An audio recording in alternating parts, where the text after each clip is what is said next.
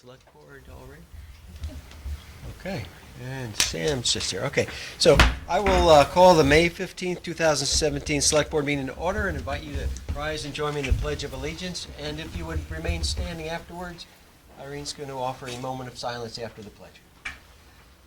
I pledge allegiance to the flag of the United States of America and to the republic for which it stands, one nation, under God, indivisible, with liberty and justice for all. Today marks the anniversary of a tragic day in Essex Junction. 36 years ago, two schoolgirls were brutally attacked on their way home from classes. One died. Another suffered serious injuries but recovered. People who knew these girls personally or lived nearby were understandably changed by this trauma. Those of us familiar with the case are still not able to make sense of the violence. Some of those scars may never heal. Let us please observe a moment of silence in memory of that awful day and its aftermath.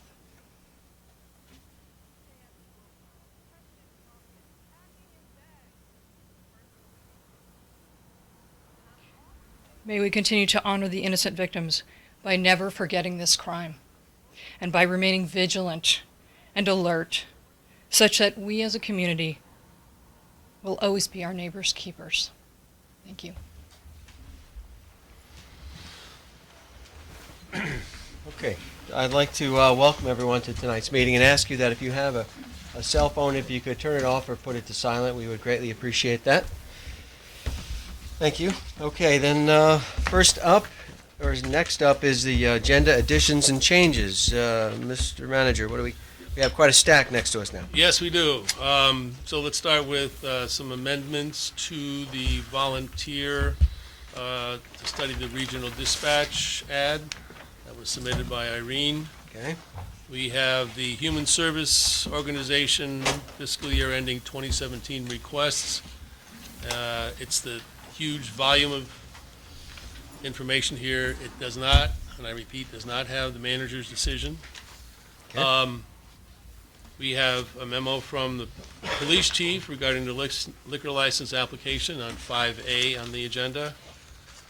We have a proposed 6G on the consent agenda. It's an invitation by the trustees to the select board to attend their May 23rd meeting in which there will be a discussion on tax increment financing districts. And Mr. Kenny will be making his presentation at the Lincoln Hall. Okay, and that wouldn't need to be a warned meeting then? Well, the suggestion is that if you guys are going, if there's more than two of you going, let me know, or chances are I'm just going to recommend it as a special meeting in case there's a quorum. Yeah. Okay. And then last but certainly not least, Barbara Higgins has some comments to share. Okay, And so she won't be here today. right.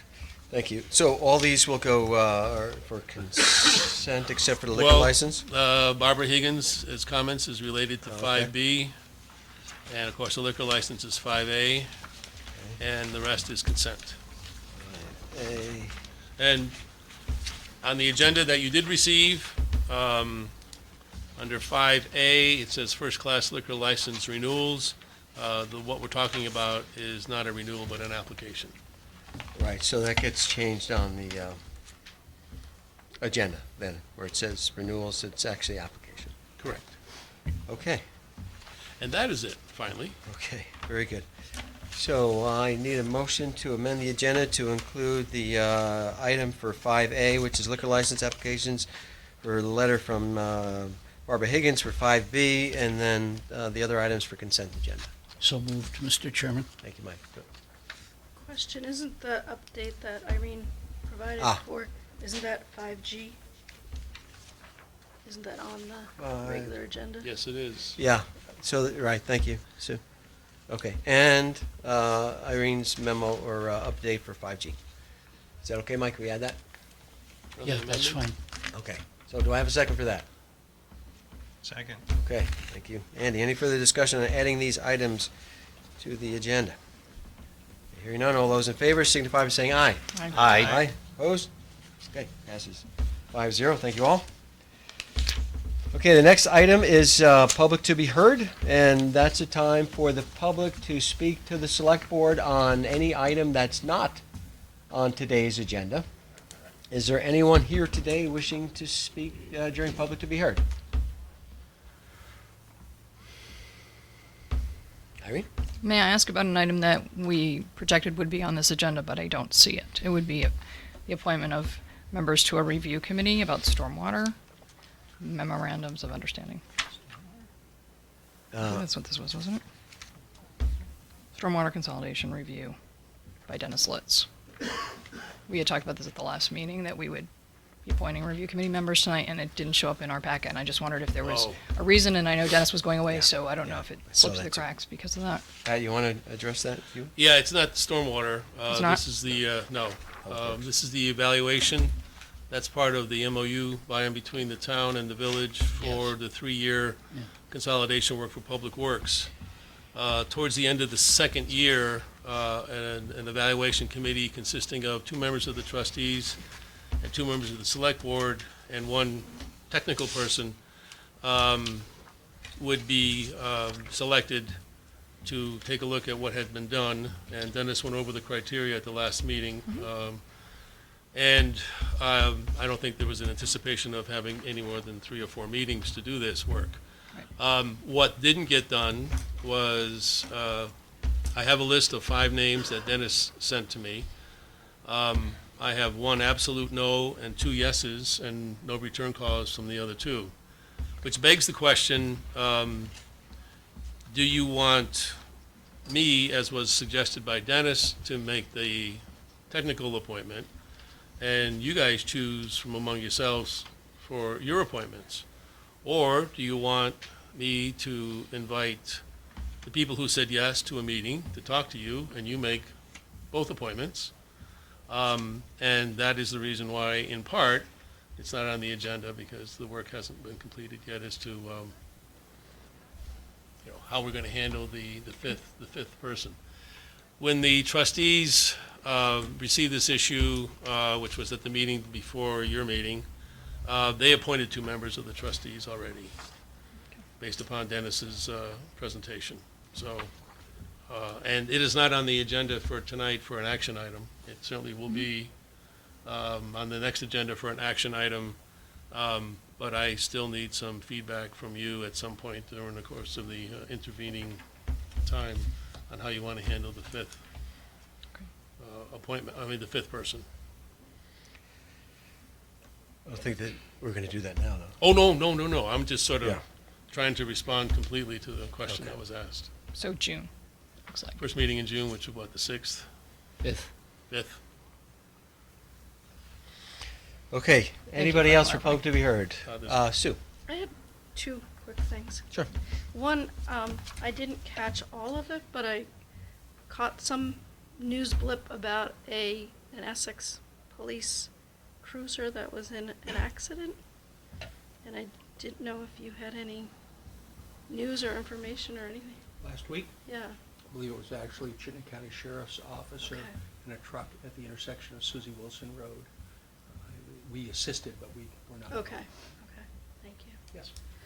And then the other is on the 20th, there's the Essex, I'm gonna get the name wrong, but the focus group for Essex citizens to come and talk about the Essex Center planning. And I didn't know if we needed to, as a group, discuss if more than a certain number of us are planning to attend that, if that needs to be. Very good point. Yeah, that's a good point. Probably worth warning in anticipation of that. Thank you, Sue. It's the 20th? Saturday. Thanks. Yeah, it's been well publicized, too. Okay, any other public to be heard? Anyone else wishing to speak during public to be heard? Okay, hearing none, then we're going to move on to the next item, which is 4B, and that's pertaining to the dog bite complaint. And we have Captain Rick Gary with us tonight. Is going to lead that off, right? Sir, Okay, thank you. good evening. I'm here tonight in response to a request for a vicious dog, or vicious pet hearing as is defined by the statute. We had a dog bite that occurred here in Essex, near the intersection of Elm and Jackson Street on April 26th.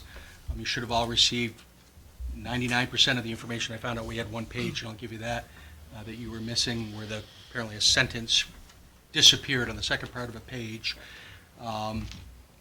Basically, I believe we have the victim and her husband that were there that night, and also the Deborah and David Terrell, and the owner of the dog, Christine Tornello, that I believe is also here.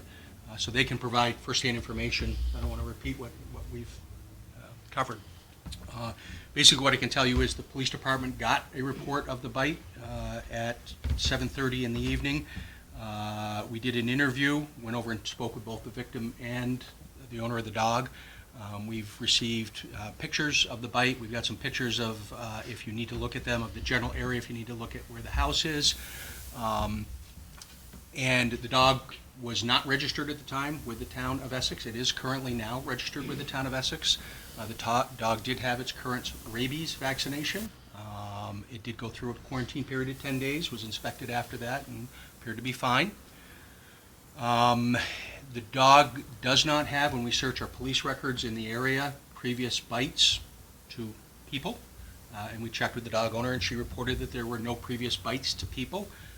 However, the dog does seem to have a propensity to not like other dogs, and in fact, the owner, and she can give you more detail, explained that it was attacked maybe twice as a young dog, and so does not like other animals. And it sounds like that's what precipitated the incident on this evening. One thing that I do want to fill in is on Officer Piro's report, and just in follow up, it would be the third page of what we call the Spillman report. And it starts with a narrative and has a case number on it. It says dog bite, location, public sidewalk. Everybody have that? And at the bottom of that page, the last paragraph, there's a page missing. On May 2nd, 2017, I left another message and had a return message on May 3rd, 2017. The victim still intends to provide a statement. They have been gone. She had to have a tetanus shot and antibiotics and still wants the dog put down. I will be, and then his report continues, away for over a week, and she may direct the statement to the ACO in my absence, is the piece that's missing from that sentence. So again, we have no history of bites on people, additional bites on people. I don't know what other information I can provide to you. You have questions on? Yeah, I'm going to open up to the board for questions to you to clarify what's in this packet before we open it up to the victim and the dog owner. So, is it clear what we're dealing with here? Everybody? Sue? Good? Okay. Andy? Yep. Okay. Okay, so then the next thing I'd like to do is hear from the victim, from your view, if there's anything you'd like to add to what we already have in our packet. Now would be a good time to do that. Could you state your name for the record, too, please? Thank you. I think, I'm not sure what you have. My husband and I, fortunately, he was with me that evening when we went for our walk around the block with our dog. I didn't immediately see the other dog coming out of a second floor door. What I heard was, the dog owner screaming, and I looked, and she was literally tumbling backward down a flight of stairs, holding on to her dog. I started toward her, not realizing what was going on and what her dog was coming after our dog. It was just, it saw it, it took her down the stairs, all the way down the flight of stairs. And the next thing I knew, our dog was just cowering, crying, screaming, and my husband was there and kicked the dog, I think at least 3 times, and the dog wasn't stopping. It literally kept coming back. And somehow in the midst of all of that, I was bit. And it was terrifying. I think of the children, I think of whenever there's a dog in the neighborhood, it's attached to a person. Had he not been with me, had it been a small child,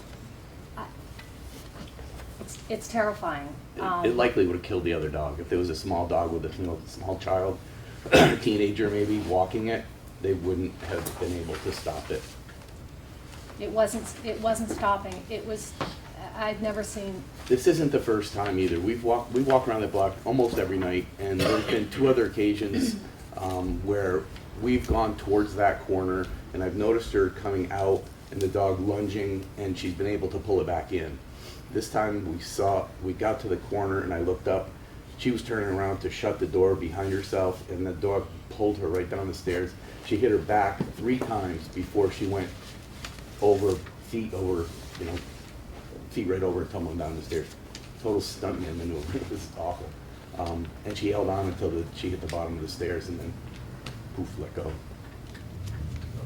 Any other? I think, she was screaming, I assumed for her dog, and I thought it was very odd that she was screaming as she's falling, like, why are you worried about your dog? And then I realized she knew, I think she probably was aware what her dog was going after. It could have been a child walking a dog instead of me. I could have been alone. There's elderly people that walk that block with their dogs. There's teenagers. There's small children that walk dogs. There's several women with small babies in strollers that have dogs that walk that area. And I'm concerned not only if it will happen again, but when it's going to happen again, because it's inevitable. So that's why we're here. We kind of feel obligated to have something done about it, and we don't want it on our conscience. I think, it's been mentioned that the dog has not bitten another person, which is similar to what she had said that night. But it wasn't after me. I happened to get in the way. Luckily, our dog is okay. But it's only a matter of time, and it's not a matter of I just want the dog out of the neighborhood, because it's not a dog for any neighborhood. I think the protection of everyone, the risk, again, not if it's going to happen, but when, and the outcome. I'm actually glad it happened, because I feel like I'm okay, my dog's okay, rather than a neighborhood child walking their dog. Because they'd be traumatized for the rest of their lives. It was terrible. Does anyone have any questions for Deborah? One question. In reading the material, it looks like initially I don't know whether it was you or your husband, but said that you didn't think you needed medical attention, and I was curious. She was in shock. No? Okay. Where did that come up? I'll see if I can find it. Yeah. It's part of the written report. I think you initially had said that you didn't think you need someone, and then you went. It was, I'm sorry, I forget your name. David. David The puncture speaking. wounds didn't start to bleed. She has 2 until a puncture period of wounds. time after the bite. He doesn't believe she needs ER to come, so. Oh, we didn't need them to come. Somebody wanted to call, and we said no. He said, I'll take her to the hospital. Oh, that's right. That The might piece is be not in there. the Yeah. discrepancy. He insisted from the beginning. But I think they said, do you need us to call an ambulance? And Right. he said no. Okay, any other questions for Deborah? Anything else to add at this point? Okay. Okay, I'm going to invite Christine to make a statement if she'd like, and if you have questions for Deborah, if you just direct them to us, and we'll make sure that, to me, and I'll make sure that she answers to me, and we'll do it that way for this particular hearing. So, go ahead. Stella is a sweet girl. She's amazing with children.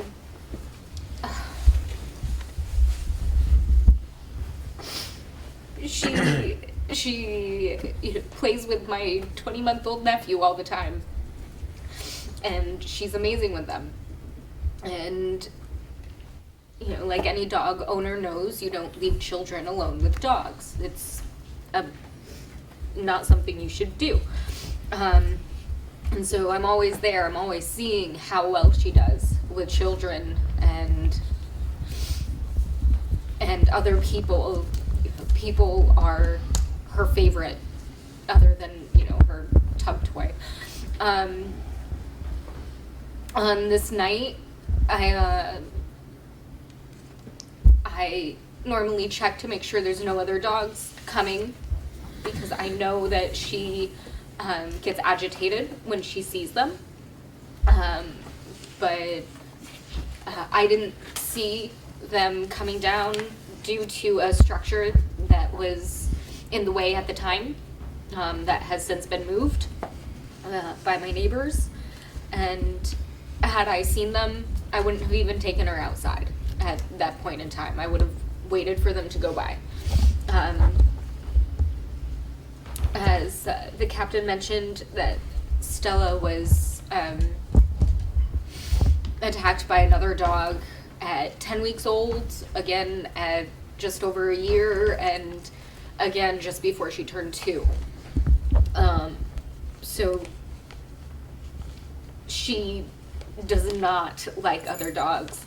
And since this event has happened, I have gone out and gotten her a muzzle, so that way I can take her out for walks and not have to worry about anything happening.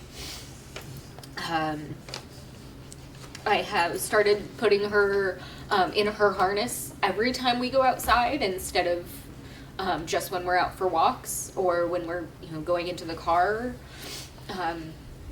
So that includes every single potty, even at 2 a.m, she's in a harness. And I can pick her up by the handle of the harness if I have to. It's not comfortable for me, it's not comfortable for her, but if I had to, I can do that. I'm doing everything in my power to take care of her and to make sure that this doesn't happen again. I'm in contact with a couple of different dog trainers who have worked with dog issues that have been this serious before, and discussing different things I can do, and we're waiting on the results of this hearing to start some new training for her. And she really is a sweet girl. She's super hyper and happy to see everyone. And I wish that they had met her on a much better day, and could see what kind of dog she really is. She's also my emotional support animal. So I do beg that you don't take that away from me.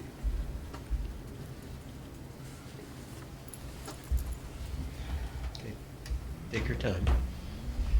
Is there anything you'd like to add beyond that? I really am sorry that this happened. Is there any follow-up that you'd like to make, Deborah? I think the only thing I said that night was that, if this had been a child, it's clear that the dog seems to be okay with people. But we don't live in a world with people. I feel very strongly that when any other opportunity comes along to have to look out your window and not come out if there's a dog walking by, the neighborhood is full of dogs. This house is on a corner. It's very visible. There will be another dog. There will be a person attached to that dog. I understand that the dog is friendly with people. I don't know that, but for the benefit of the doubt, what we're talking about, the world is full of dogs. We have dogs in our neighborhood. And I had said to Christine that evening, if this had been a child attached to the other end of that leash, other than me, or thank goodness my husband was there, because there was no stopping that dog. You kick a dog 3 times and the dog keeps coming back for more. It's terrifying, and I think that the only 100% guarantee, I'm an animal lover, it'll tear my heart out to have to put a dog down, but there's no safety. The public, there's nobody safe, because it will happen again. That's how I feel. My husband said to her that night, your heart's in the right place, but this dog. You have the wrong dog. Okay. Thank you. Christine, is there any further comment that you'd like to make? And then before we put it to the board, to the select board to decide? Well, mom dog. She's. I'm doing everything I can and taking precautions already. So. I don't know if this is permanent or not, but we'll have hospital bills to contend with as well. Is that something we should talk about here or not? Not at this Okay. hearing. Okay. I think we can talk with Captain Gary, perhaps, to Okay. get some guidance afterwards. Okay. Okay, so then, if there's no further comments from Deborah or Christine, oh, yes? Are you related, or? No, but I do know about animals. Okay, if you could be brief, that would be great. Sure, and this is not to negate the injuries. I certainly was mauled at 5 years old, so I totally understand that. Dog aggression versus human aggression are two different things.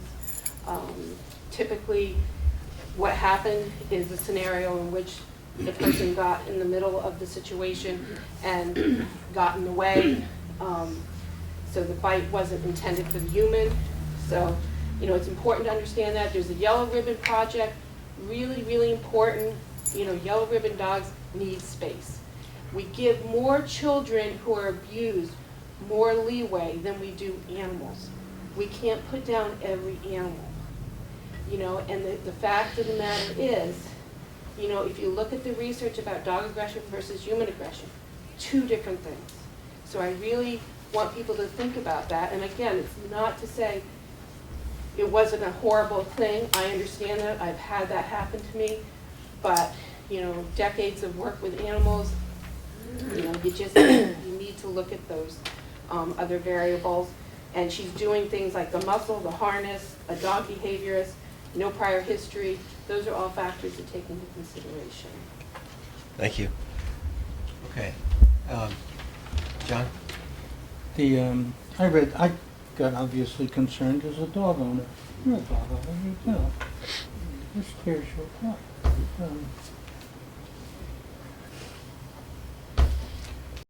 Just thinking about it is difficult. One of the things that seems to be missing is that this isn't a problem of a dog going after humans. That wasn't the dog's intent. It's a problem of the dog not being socialized well. And whatever you do, that should be part of the solution, is addressing, the dog being socialized.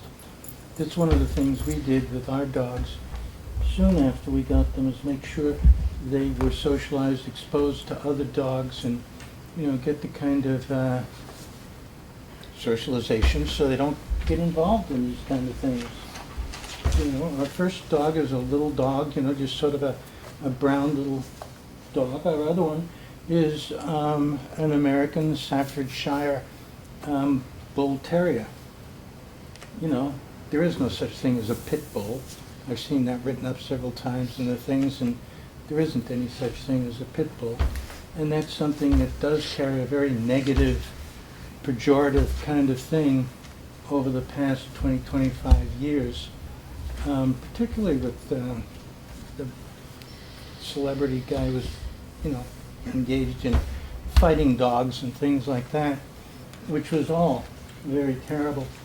But back before that, these kind of dogs, big-headed dogs, were known as nanny dogs.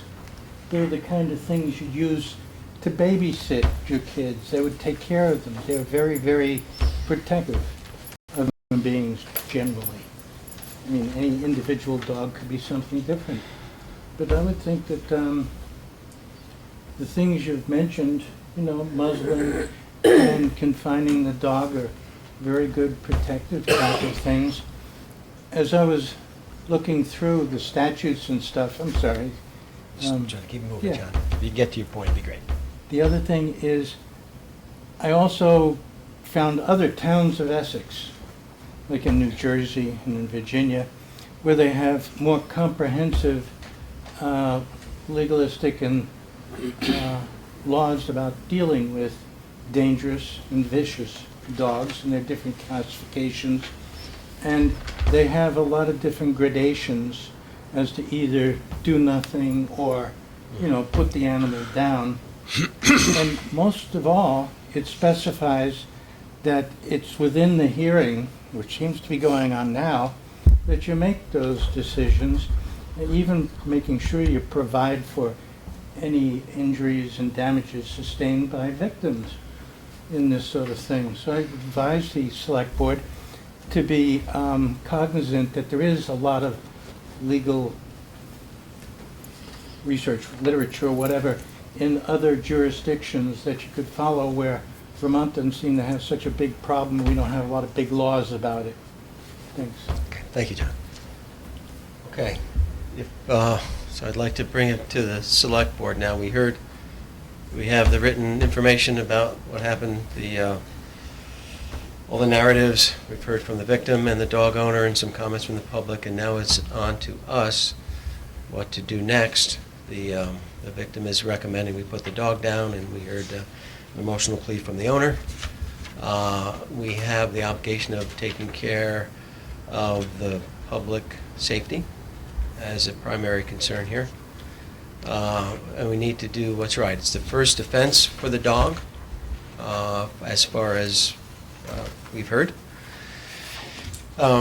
So what are your thoughts? What do you think? Mike, you want to go first? I have questions. Okay. Ms. Tornello, is the dog a rescue dog? No, my daughter when she was 6 weeks old. Okay. And then my second question was, you indicated during your testimony that you've bought a muzzle for the dog. Since that time, since the accident with Mrs. Terrell, has there been any instance where the dog has been muzzled when you've taken it out for a walk and had it seen another dog? In other words, is it still going to charge? Is there any evidence it's going to charge another dog even though it's muzzled? Yes. Whenever she sees another dog, unless they are a puppy, puppies are the only dogs she doesn't react to. So, even when I'm out riding with her, I have to make sure I keep going forward, otherwise she tries to go after the other dogs. Even though she can't. Even when muzzled? Yes. Okay, thank you. Just that if she catches him, won't be able to bite. Sue? Another question for you. I couldn't discern from this. How old is the dog now? She is just shy of 3 years old. 3 years old, okay. Thank you. Okay, other thoughts about how to handle this? Andy? I guess to be consistent with what we've done before, when we've had other dog bite incidents, I'm inclined to be in favor of the muzzle and the added restraint to the dog as a proposed solution. So what do you mean added restraint? Well, The harness? using the harness rather than just a leash whenever the dog is outside, and it would have to be whenever the dog is outside. So those two conditions so far? Okay, Sue? I would definitely add to that behavior extensive or intensive, whatever the right word is.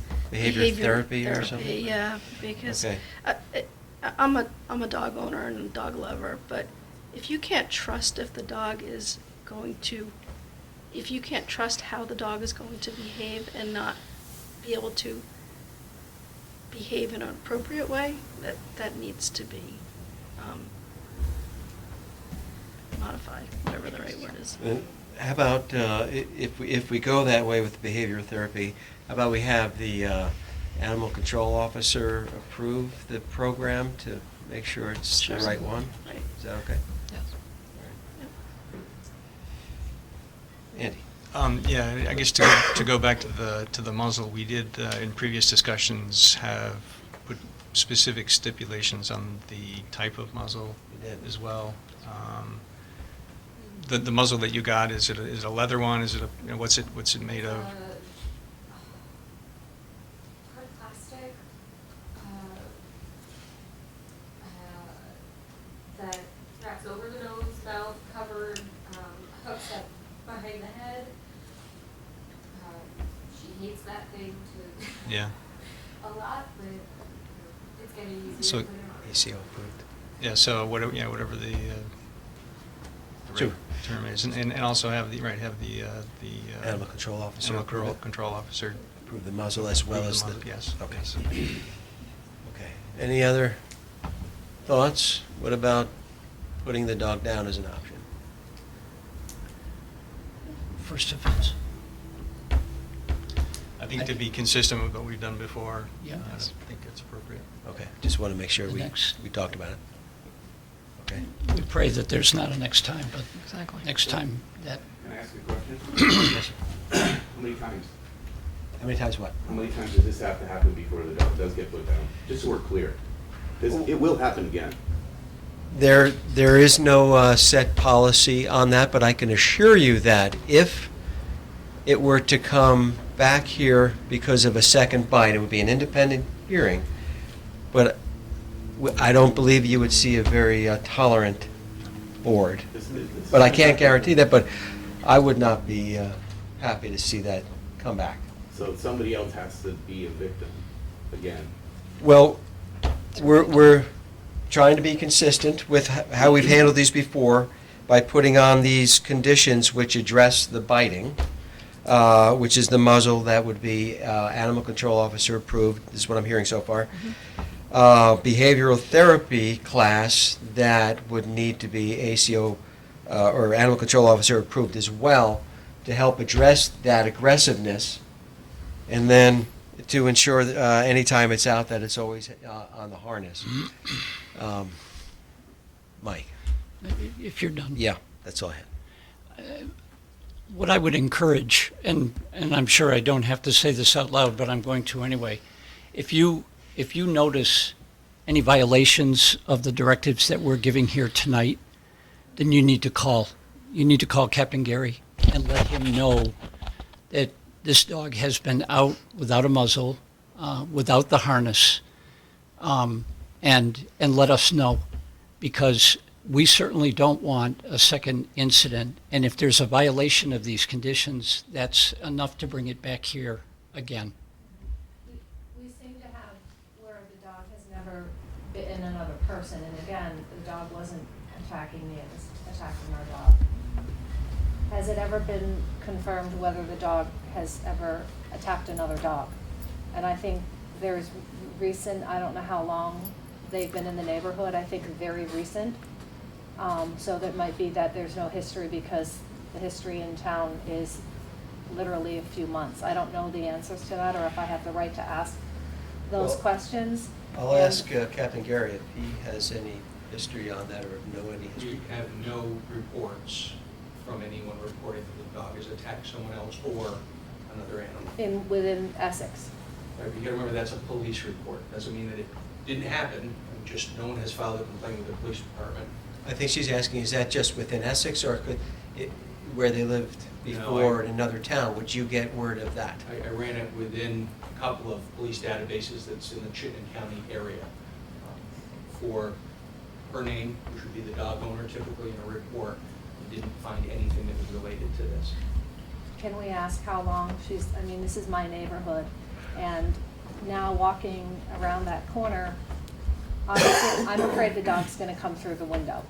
It lunges- The dog, it lunges the out dog the is window in when you this walk up. window, and then it comes to this window, and then it goes to this window on this street. So literally my entire, when I get to that corner, I have to deal with, and I'm afraid the dog's gonna literally come through the glass.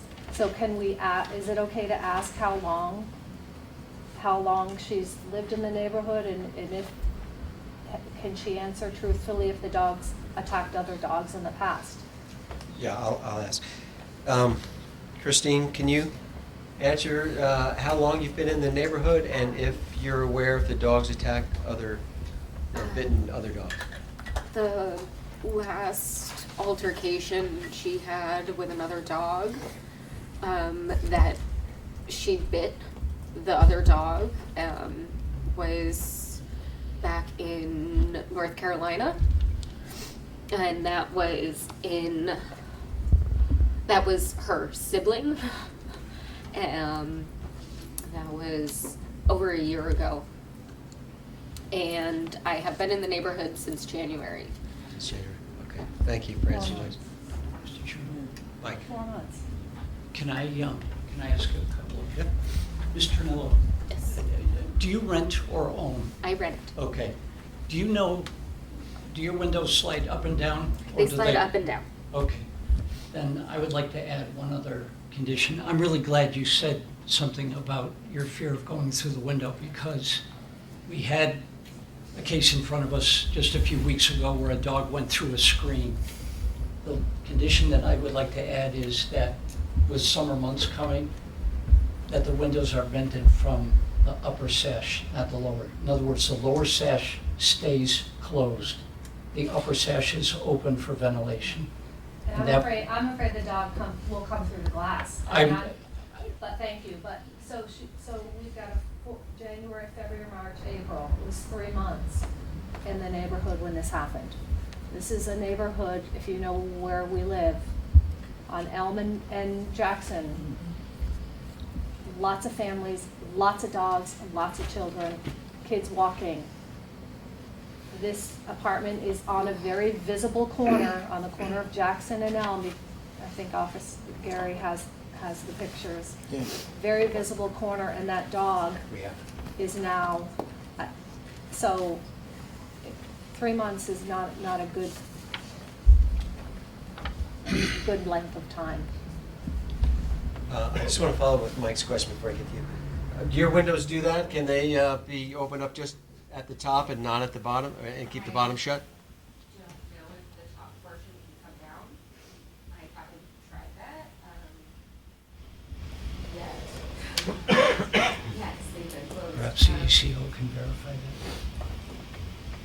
Okay, and Sue, you had, Yeah, I guess I would like a follow-up question to the dog owner. The way that she answered that question where she said the last time, I would like to know the number of incidences that have occurred in the 3 years the dog has been alive, that there have been attacks on other dogs. Twice on the same dog.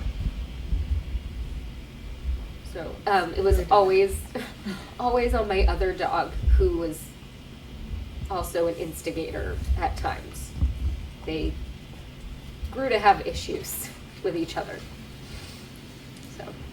So twice that she instigated. Is there just one dog now? Is there just one dog now, Miss? Just one other dog. Thank you. Well, one other in it. Just my Just other Stella. dog. Pardon me?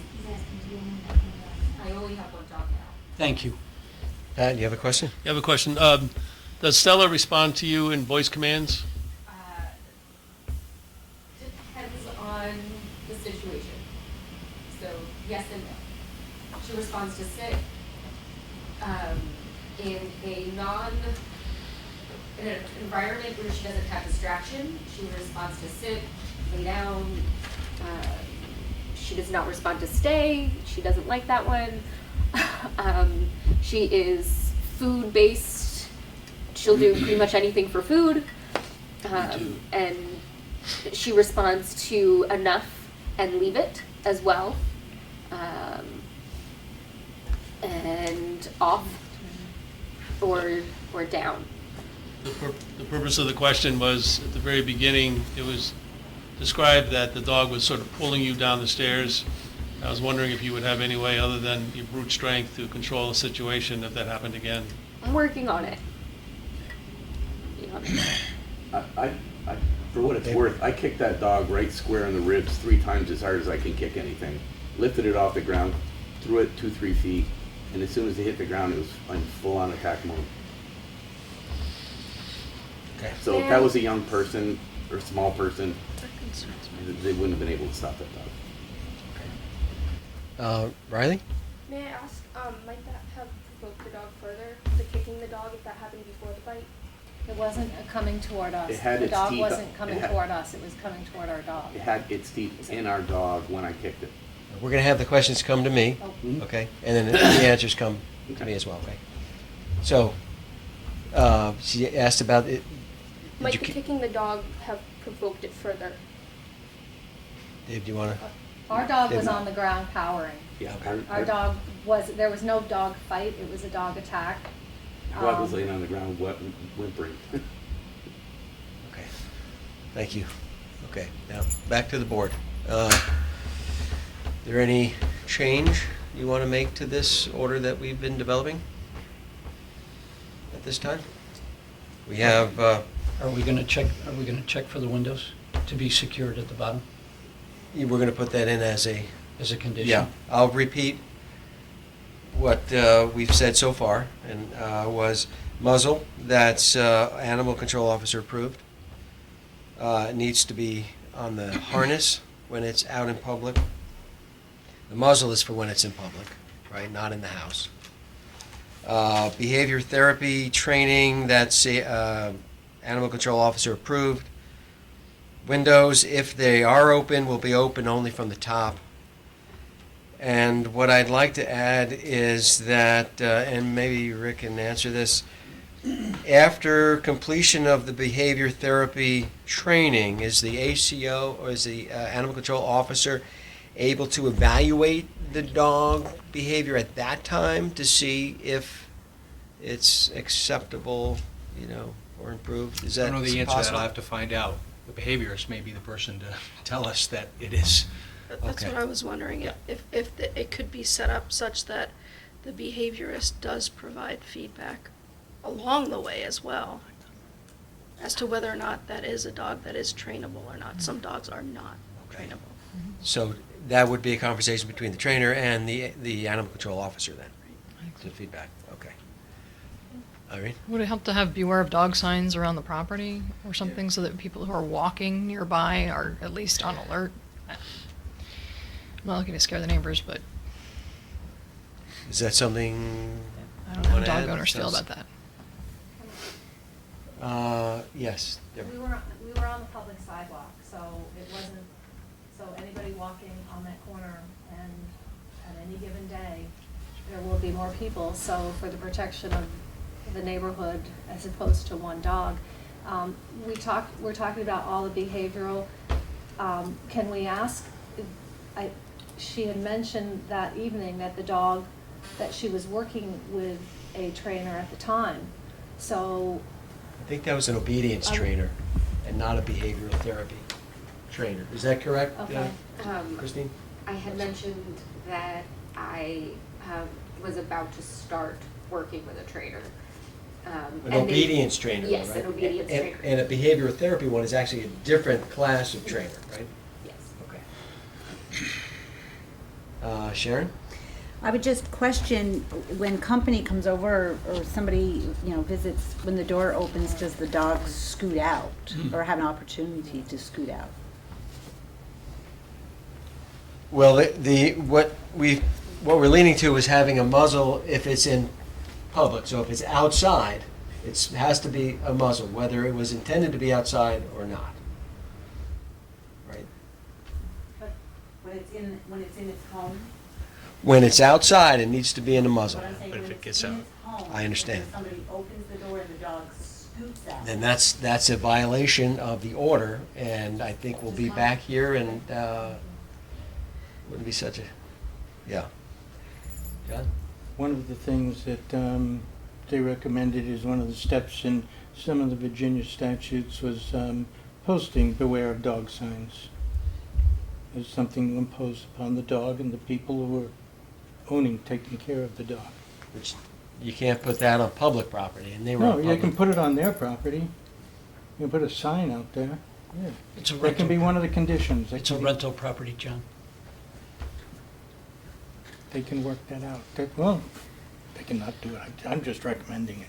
Thank you, John. I appreciate Yeah. it. Sue? To Sharon's point, I mean, I get that if the dog scooted out and it didn't have the muzzle on, that would be a violation of the regulations that we put in place or the criteria. Yes. But it also could then harm another animal or a human if the human's near the animal. So how do we protect the You put, people? you put the dog down. That's how you do it. That's an option. But that's what I want to, I don't make the decision alone. It's up to the board, and it sounds like has there been any change in that? Is the board leaning towards changing what we've been putting on and going towards putting it down at this point? Andy? No. Well, one of the other things we've talked about in past occurrences is you know, the collar, the invisible fence kind of thing. And I don't know if it's possible to have that, you know, or if this dog would just run right through it. I don't know. That's another thing that we've asked other dog owners to do to keep their dog on their property. You know, it's not a vicious dog attack if it's on your property. Still could hurt and be horrible, but I don't know if that's another criteria we would want to put on, is to have and you know, the right, to prevent against the accidental escape from the house scenario. There's a way to control the dog at that point with a collar, the shock collar or the invisible fence. Is that So- something the board would like to see added to this as we're tying him in knots? Or her, I guess, Stella? Or a regular fence, right? I mean, It's not. some sort of area, but because it's a rental, that makes it challenging to do that. It's not her property. So what about the invisible fence? Let's go with Andy's suggestion. Is that something, another condition, again, another knot to put in here? Or what's, That requires training, so. yeah. And I don't know if it'll be effective on a dog that's that determined. We didn't have great luck with the one on Beach Street who had the invisible fence. Right. The dog charged right through it. I mean, the way to protect the public safety is to put the dog down. It's the first offense. It sounds like there's potential for a second. We're putting in things that we think will reduce that risk, but we know they won't guarantee it won't happen again. So if we choose not to go that route, the awful route of putting it down, the people will still be at some level of risk, much less than it is today. And are we okay with that?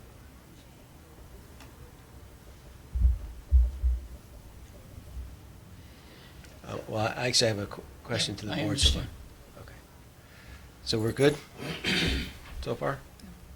So far. We're following precedent right now. Okay. Jen? Yeah, so I wanted to agree that invisible fencing, if you have a dog that's, you know, pretty strong, powerful, they'll plow right through it. Some of the things I've seen work are installing a wooden gate that's very secure in the house so that's got a separate area so that dog can't get scoot out. So that has been effective in many cases. Sometimes crating the dog for a certain period of time. I don't believe crating dogs for huge amounts of time is healthy, but it can be an effective tool to use.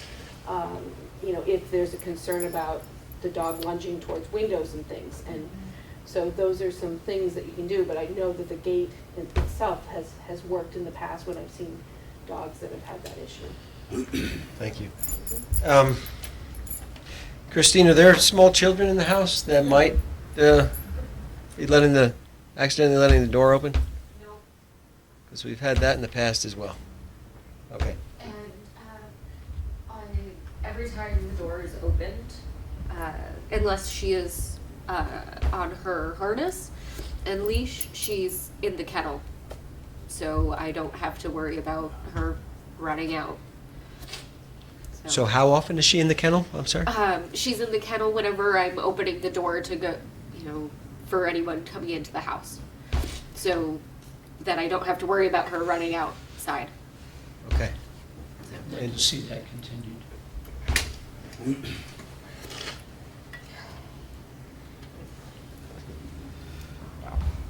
Okay. I saw your hand up. I know you've given this a considerable amount of time, but should the property owner who she rents from, should they be notified that this is happening? I'm not sure what the law is for that. That's a good question. I don't know. Christine? I have kept my landlord abreast of everything that's been going on. Okay. And Deborah? I think, I don't want this to be one of these NIMBYs, not in my neighborhood, not in my backyard, but, at this point, this is our neighborhood. We've been here for a while, as have other people. If it's going to be, the dog is going to be allowed to live under these, is there a conversation about a neighborhood such as ours not being the place for, to me, there's no neighborhood that's the place for this dog. But certainly, this neighborhood is not this place for this dog. This dog should be in the country where it can't run to a sidewalk and attack the first dog it sees, which will happen again. So I see it happening again, and it sounds like the decision is going to be to make these provisions to keep the dog at the risk of everyone in the neighborhood or anybody that walks by that house. There's one preventative, or one that's looking to change the dog's behavior so that it no longer does that. And what we're saying, that if we determine that these things, including the behavior therapy, is what is needed, then the completion of that there would be a discussion with the trainer and our animal control officer to see if it's ready to be behave. And if it's not, then we'll hear about that, and we may have to reopen this. But as of right now, we're looking and hoping that since it's a first offense, and we're saying your behavior has to change, and you're going to go to class to do it, it'll get evaluated at the end somehow, and I don't really know exactly how the mechanism of that, but we'll hear back from the behavior therapist through the ACO to us. And if the answer is it's a menace, then we'll have to decide what the next step is. And will we be notified of that? Will we be kept abreast of that? So that we know what's going on in our so we know what's going on? That's doable, right? And what sort of a time frame does all of this take, or how long does it take to determine something like this? Sharon, can I put you on the spot? You've worked with things similar to this. Do you have a recommended timeline for these items? Well, I would think that all the precautions go into place tomorrow. Yeah. And behavioral training within the week, to get it started. I mean, it needs to start immediately, so. Okay. Okay. Yes. You want to state your name for the record, About please? the lunging at the window, I was a pet sitter. There's one other protocol you can use. You can drill eye bolts into a baseboard or door frame and keep the dog on a leash, even a long lead, even inside the house. You can put more than one eye bolt around the house if you want. That would keep it from lunging at the windows. It's an option. Thank you, Paul. Irene? I have a question, and Yeah. you can laugh at me if you want, but we register certain criminals. Is there any town that registers its questionable dogs? I do not know. I would find it very helpful if I were someone walking a dog to know where and when, these things have occurred over time, because the track record the select board has is growing longer every year. Police reports are public records, but as far as a public database, we don't have that right now. Okay. Thanks. It's a good question. Mike, you have a question? No, I just said it was a good question. Oh, okay. So, yes. So there's a Yellow Ribbon Project, and it was very big for a while, and it's kind of not as well known. It's talks about dogs who, I almost think that we need a red ribbon project where the yellow ribbon dogs are basically, can be dogs that have social anxiety, just get kind of wiggy because they're nervous, they're a little shy, and other dogs can be like a little overbearing and when you're walking, so they have the yellow ribbon. They're also identified in that same category as dogs who might not like other dogs. Basically, the yellow ribbon signifies give this dog space. It's really important for people to understand that because, you need to be able to walk the dog, and you can make provisions to not walk in a lot maybe when there are other dogs until you're developing that behavioral work with a dog behaviorist specifically who works with this type of dog. But knowing that yellow ribbon there is very important. I mean, I've been walking my 2 service dogs, and there's been someone who said, my dog doesn't like other dogs, and I talked to them about the yellow ribbon project. Put a yellow ribbon on your dog. That way other people will know, and then and talk about this more again, so people know and remember what yellow ribbon means, so they can see that visually. Thank you. Okay. Mike? I think we need to make a decision. Yeah, we need to make a decision. So I'm going to ask one more time if there's any change to wanting to, or recommending the dog get put down. And if not, then I'll list the conditions that we said we want to have happen immediately. One is, it sounds like it's happening already, but it's to kennel the dog whenever the door is open and there's a chance of it escaping. A muzzle that's approved by the animal control officer when it's out in public. Harness when it's out in public. If windows of the home are going to be open on the first floor, they need to be from the top down, right? I think first floor only. Well, she's in a second floor apartment. Oh, she's second floor. I didn't specify floor. Okay, okay. Then top down regardless of floor. And those things are to happen immediately. And then within the next week to have a behavior therapy class that's approved by the animal control officer as an acceptable class, and then at the end of the class have the animal control officer and the behavior therapy trainer discuss the behavior of the dog at the end to see if it warrants being put in a neighborhood, living amongst the people. Sue? Just one modification. I would say Okay.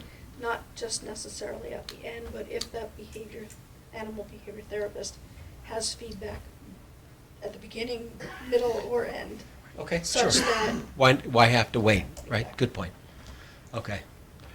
All right, is everybody clear with that? We good? Okay. Do we have to have a motion for that? Yes, we do. Okay. So, do I have to restate what I just said? You want me to restate it? Or I could say so moved. Yeah, I think so. Okay. So All right, moved. That'd be great. Greg, you wrote it all down? Okay. So, all those in favor of...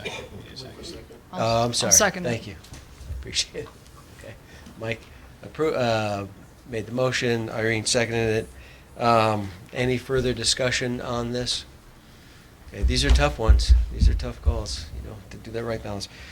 Okay, all those in favor of the restrictions that we defined for the dog Stella and the owner Deborah Terrell signify by saying aye. The owner's Christine I'm sorry. Christine Tornello. Tornella. My bad. Yes. Thank you. All those in favor signify by saying aye. Aye. Opposed? Okay, motion passes 5-0. I'm sorry for what you've gone through, and I hope the dog is trainable. Okay. Thanks for your time. Thank you for coming in. Thank you for yours.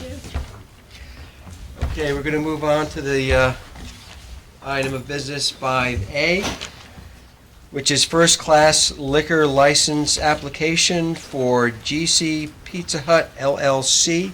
And do we have a representative here? Okay, very good. So, to the Select Board, do you see any issues with the application? Sue? Not an issue, but a question. Sure. The address that shows up is, I think, New York, but then when it was signed, it says state of Tennessee, and I was curious if, The restaurant is part of a franchise. We have about 90 restaurants. They were sold off 4 weeks ago by a company in New York. They bought them from a company in Tennessee. so the Tennessee is the old owner. It was the old one. Okay, so what's on page 3 says Knox, County of Knox, State of Tennessee. I'm assuming that should have the new owner's information? Actually, I believe this is, the attorney is also acting on behalf of the purchasers, Right. GC Pizza Hut LLC, who Oh, I is see. buying it. Okay. So the This attorney is based acting there. on their So behalf. this is the attorney. This is the out of attorney Tennessee. on behalf of the purchasers, GC Pizza Hut LLC. All right, can we get a year on that at least, because the year isn't filled in on that page at the bottom of 3? Yep. Thank you. Okay, any other questions or concerns on that? The one, is this the page you were talking about? Or not? I was talking about the, 3. this Page 3, page. okay. Okay, 1, 2, okay. So then I guess 3, 4, then page 5, at the fill-in for individual partners or directors, and it just has NA instead of names. What's up with that? We will fill in actually the name of the general manager of GC Pizza Huts LLC, which is a Mr. Jonathan Childs out of New York. Okay. And that's who the background check was performed on, and everything was okay. Okay, great. And then what about the date of the liquor seminar? I didn't see that.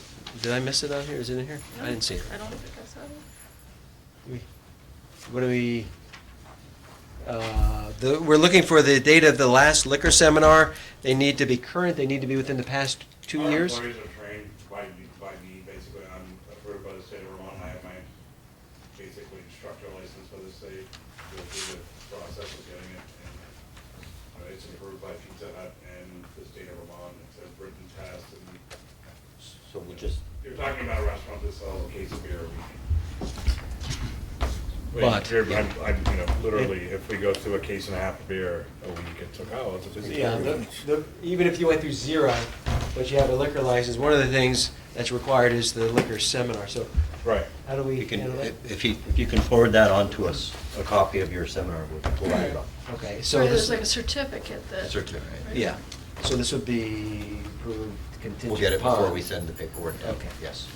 Okay, anything else on this liquor license? Okay, well, I would entertain a motion. Anybody? I would move approval of the first-class liquor license for Pizza Hut at 1 David Drive, Essex Junction.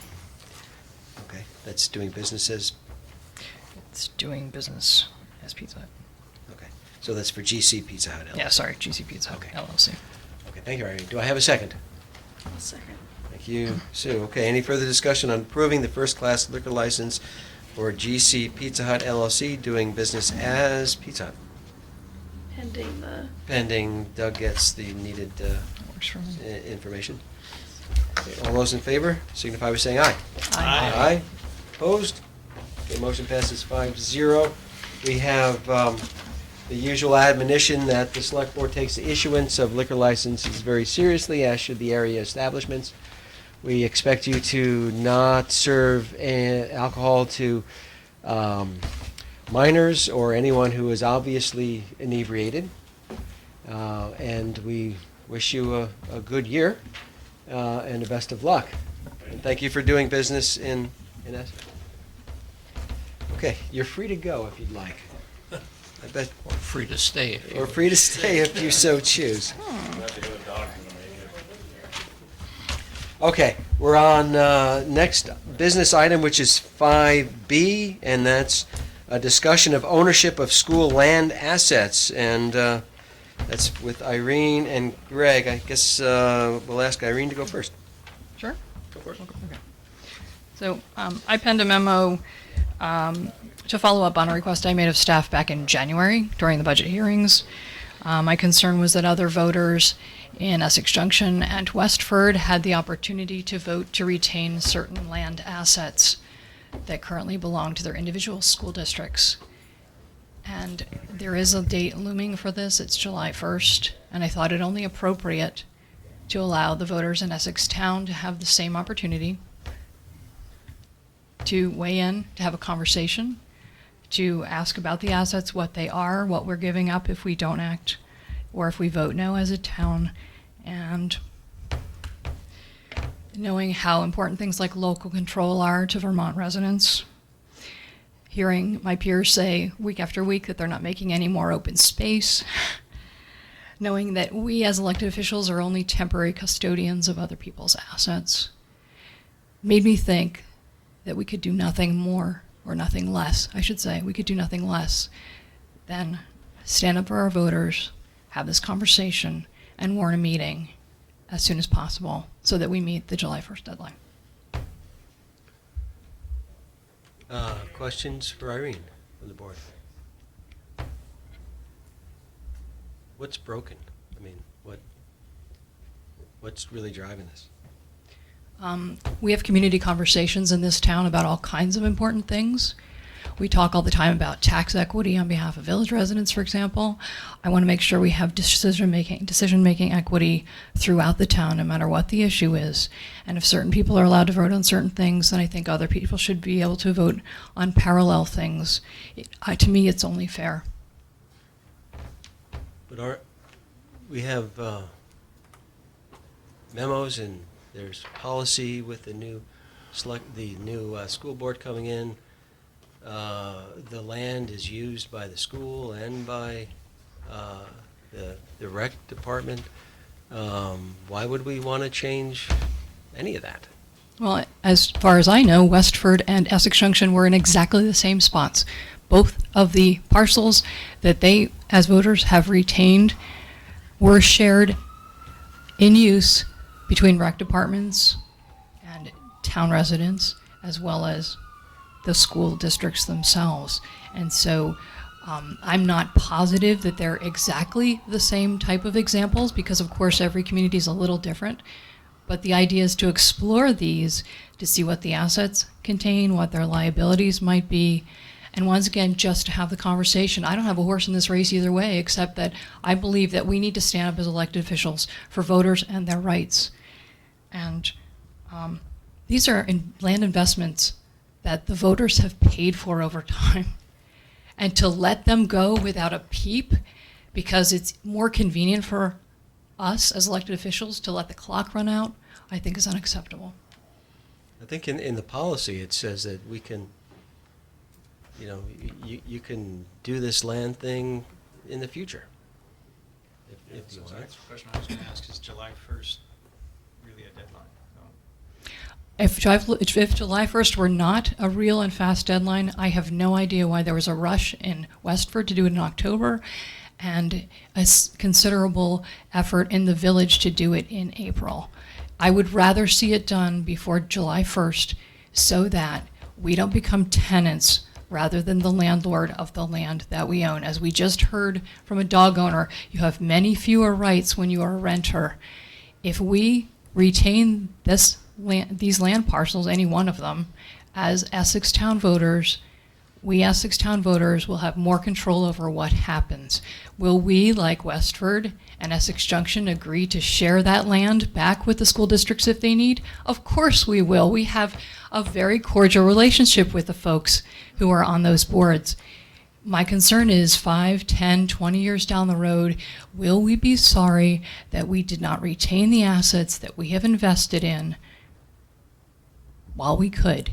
Because in the future, when things change, as they often do, it will be too late to retain them. And I'm given pause at the national level as a taxpayer when I see federal lands that I expected would be sacred places for wildlife forever, that are now all of a sudden being handed over for commercial mining, for commercial drilling. That's unacceptable. And as an elected official here, I cannot sit by idly and let this go without speaking out. If the voters or my peers on the select board decide they don't want to have the conversation, that's fine, majority rules. But as one of 5, I feel that I owe the voters of the town outside the village the awareness of bringing forth the issue. Other comments, questions? I don't think I heard a clear answer on whether this has to get done by the first, if that's a drop dead date, or whether it can be done down the road. Could be. It's currently, we would be talking with one school board. At the end of July, be another school board. Not a whole lot of difference there, I don't think, in my opinion. Sue? I guess my only comment is, I don't think we have anything to lose by opening the dialogue at this point and understanding, you know, having a dialogue with the current school district and understanding how best we could proceed, and to maybe get some input from the public and understanding, do they want to vote on this? I don't see that as a lose. I see that as a win. Mike? A question for staff, if I could. Let's say that we have the meeting, and we decide that we want to control those assets. I would assume that has to go before the voters, if I'm not mistaken. I would say that the first step might be to see if those assets are in fact available, and that the town school district hasn't already have some plans for those assets. Might be the very first step. That could be a meeting by and between the two boards, or you could just simply assign the task of the chairs of the two boards to have a conversation. I do know that it's going to be a while for the next regularly scheduled school board meeting. I think it's the 12th, somewhere in that neighborhood of June. So if it's going to be at a formal meeting, I'm sure they have their requirements of posting what's going to be on an agenda. It might be better to, if you want to have maybe the chair have the conversation to start it off, with the opportunity to perhaps say yes or no. That would be the quickest. I don't know if July 1st is an absolute deadline. There is something in the material that was presented, or at least it was in the Essex Reporter. I don't know how accurate it is. Sorry, Colin. However, it's on the October 27th, 2016 article about the Westford voters approved school land purchase.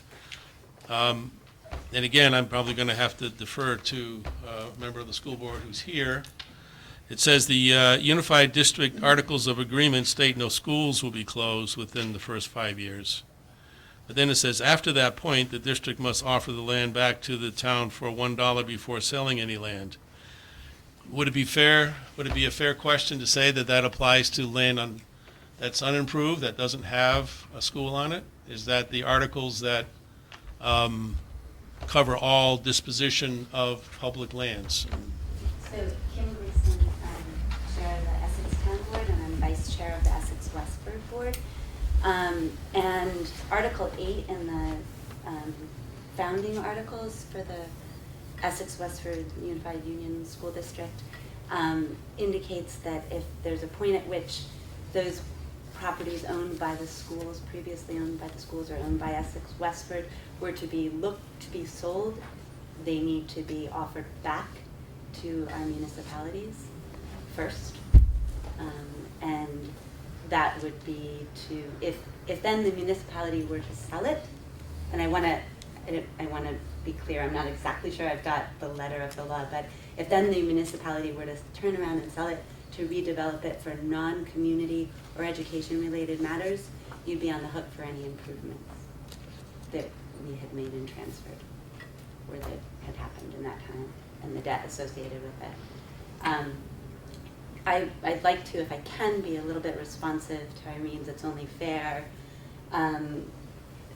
thought, in that, as one who wears a couple of hats in this, the unification was never an opportunity, as we saw it, either as board members on the unified board or as our local boards, an opportunity for, like, I don't know, a municipal wrangling of moving our properties. I think the concern in the junction was that the Park Street School housed the Park and Rec program, which used to be under the school district. Right. And will no longer be.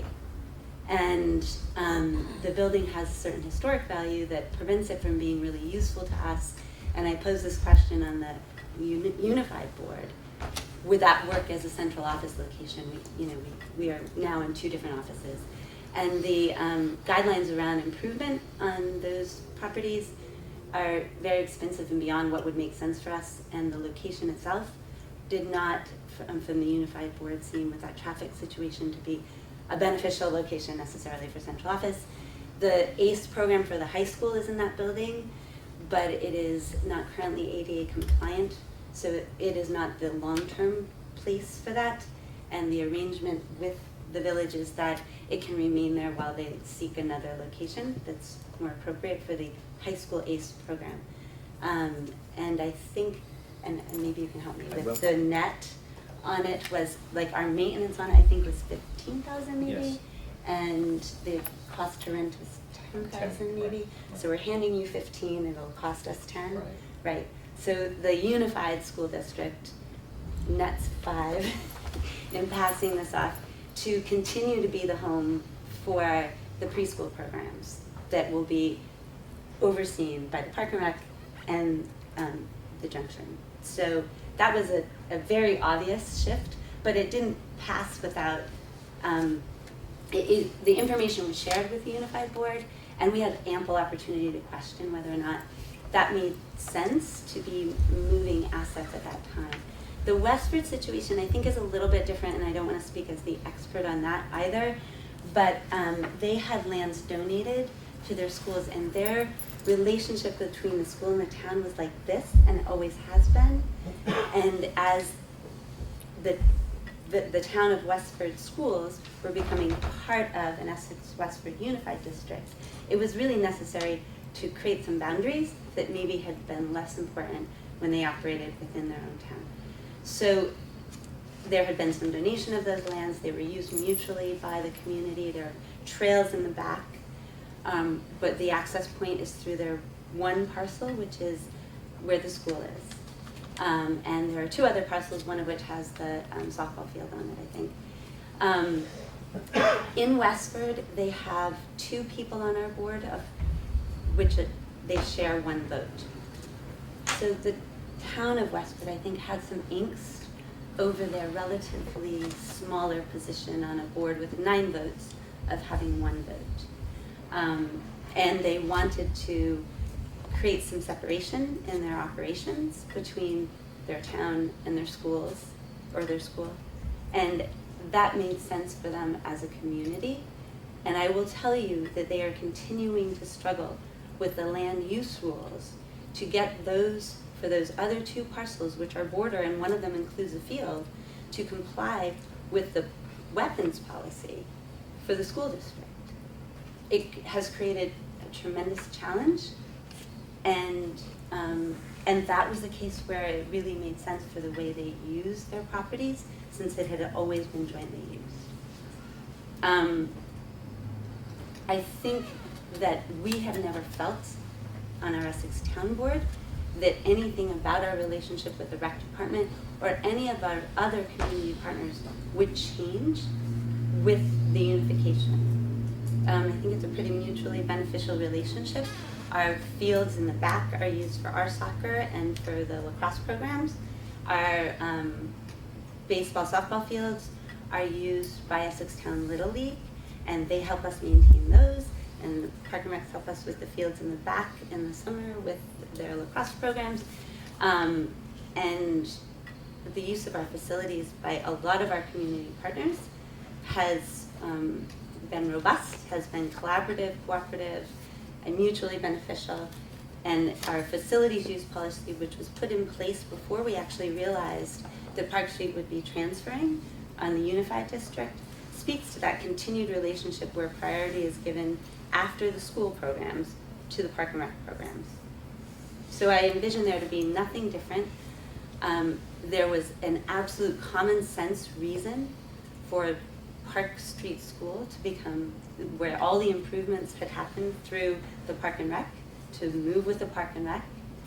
And a very understandable reasoning for them to create some separation in Westford as well. And our board could foresee no reason for there to be any such sort of extricating of resources. Frankly, it's entirely possible that we might get to a place where a central office might find itself on the property that's around the middle school and Founders. Development and those plans haven't happened yet, but I would feel as though I'm not sure what problem is looking to be solved. If I had felt as board chair or our local board in Essex Town had felt as though we were putting our assets at risk in having them continue to be part of an educational focus through our Essex Westford Unified School District, we would have begun this conversation, Irene, months ago to have allowed for adequate public engagement with our community. I would never, in my hat on the Essex Westford Unified Board, I posed the questions that I thought were really important to bring those decisions, even though they weren't really ours, because if they happen before July 1, they're the decisions of the local school boards and the local municipalities, if they were to engage in that. This is not something we've been blind to or not thought about. It just was not an issue in our town. So in summary then, the town would have the right of first refusal on any property in the future? That's right. And, okay, and I forgot the other point, sorry. George? Hi, George Hyder, Village President. I just want to add just a few comments with Kim, what Kim said. First of all, let's go. I just want to be very brief. The reason the Park Street School was renovated in 2007 was because the village school district was wanting to get rid of it in 2005. And I remember the quote from the time was, the school districts are in the business of educating children. We're not in the business of renovating legacy buildings from the 19th century and maintaining them. But voters, people from the village came out at an annual meeting and said, we don't want you to sell this building. Our grandparents went there, our great-grandparents went there. This needs to continue to be a public building. Mary O'Neill, who is a sort of local historian and works for the city of Burlington now in the planning office, spoke very eloquently in favor of retaining and renovating this building and restoring it. At that time, the school district had no, as Kim said, there were no school district programs in the building. It couldn't be used for school district programs. It's not ADA compliant. It was exorbitant to make it ADA compliant. The only active program in the building at the time was the ACE program, which, as Kim said, it's portable. It is going to have to be moved at some time. But that is the reason it was renovated. Our reason in wanting to the village and getting it was specifically related to the building. I would say three reasons. First of all, it was a recreation department asset. It was not, it was not a school district asset. I don't think the school district really looked at it as an asset. They looked at it as a bit of a liability. But it was absolutely a recreation department asset. So in our conversations with the Prudential Committee, before there was even a recreation study group, it was understood right from the beginning that wherever the recreation department went, even if it went to the unified school district or if it went someplace else, that the Park Street School would probably go with it. But we were interested in it for kind of selfish reasons. Obviously, went to maintain the recreation department, but also because of the location. It's right in the village center. We have a strategic plan for redeveloping the village center. We knew we had a pretty good reason to believe that the two adjacent property owners would be redeveloping their property, and in fact that's already begun to happen, and it would put the village at the table in negotiation with the property owners, with the adjacent property owners, for improvements to the sight lines and the landscaping around the building to try to integrate it into the village center. That was one of our most important reasons for wanting to retain control of it. We could have had those conversations if it had gone to Kim, but we would have been on the outside looking in, and it would have put them in the situation of trying to negotiate with someone in the village about something in the village center. The other issue I would say that why we were also interested in, to go back to my original statement, is that, as we said, school districts are not in the business of renovating and maintaining historic buildings. The Village of Essex Junction is in that business. We don't necessarily want to be in that business, but we've been doing it now for the last few years. It's expensive, and there's a great temptation to take some shortcuts. And so we were concerned that, had the building been transferred to the new school district, we would lose control of that ability to renovate it if it started to get run down over the next 5 or 10 years. A building like that needs constant maintenance, and so us owning it puts us in a position to make sure that it gets that maintenance. So I don't know that this really addresses the issues before you, but I wanted to make sure that it wasn't about maintaining an asset for village residents to use use the property. It was really in our mind because it was a recreation department asset and because of the location and the quality and the structure of the building. Those were the key things. Thanks. Oh, by the way, we're giving the ACE program 2 years free, not 10 grand. Thank you. Yeah. Thank you, George. So net 15. Yes, exactly. Mike, did you? Oh, okay. Other comments about this? Maureen? I believe I heard the school board chair talk about the land in Westford being donated by someone in the community. According to an email that we received from Barbara Higgins today, the Essex Center Water District actually owns some, if not all of that land that we're talking about that has since gone to the Essex Town School District. So I don't know why we're not clear on the history, but this again is why I think I asked about it in January, so that questions like this were not being asked and answered or guessed at the 9th hour.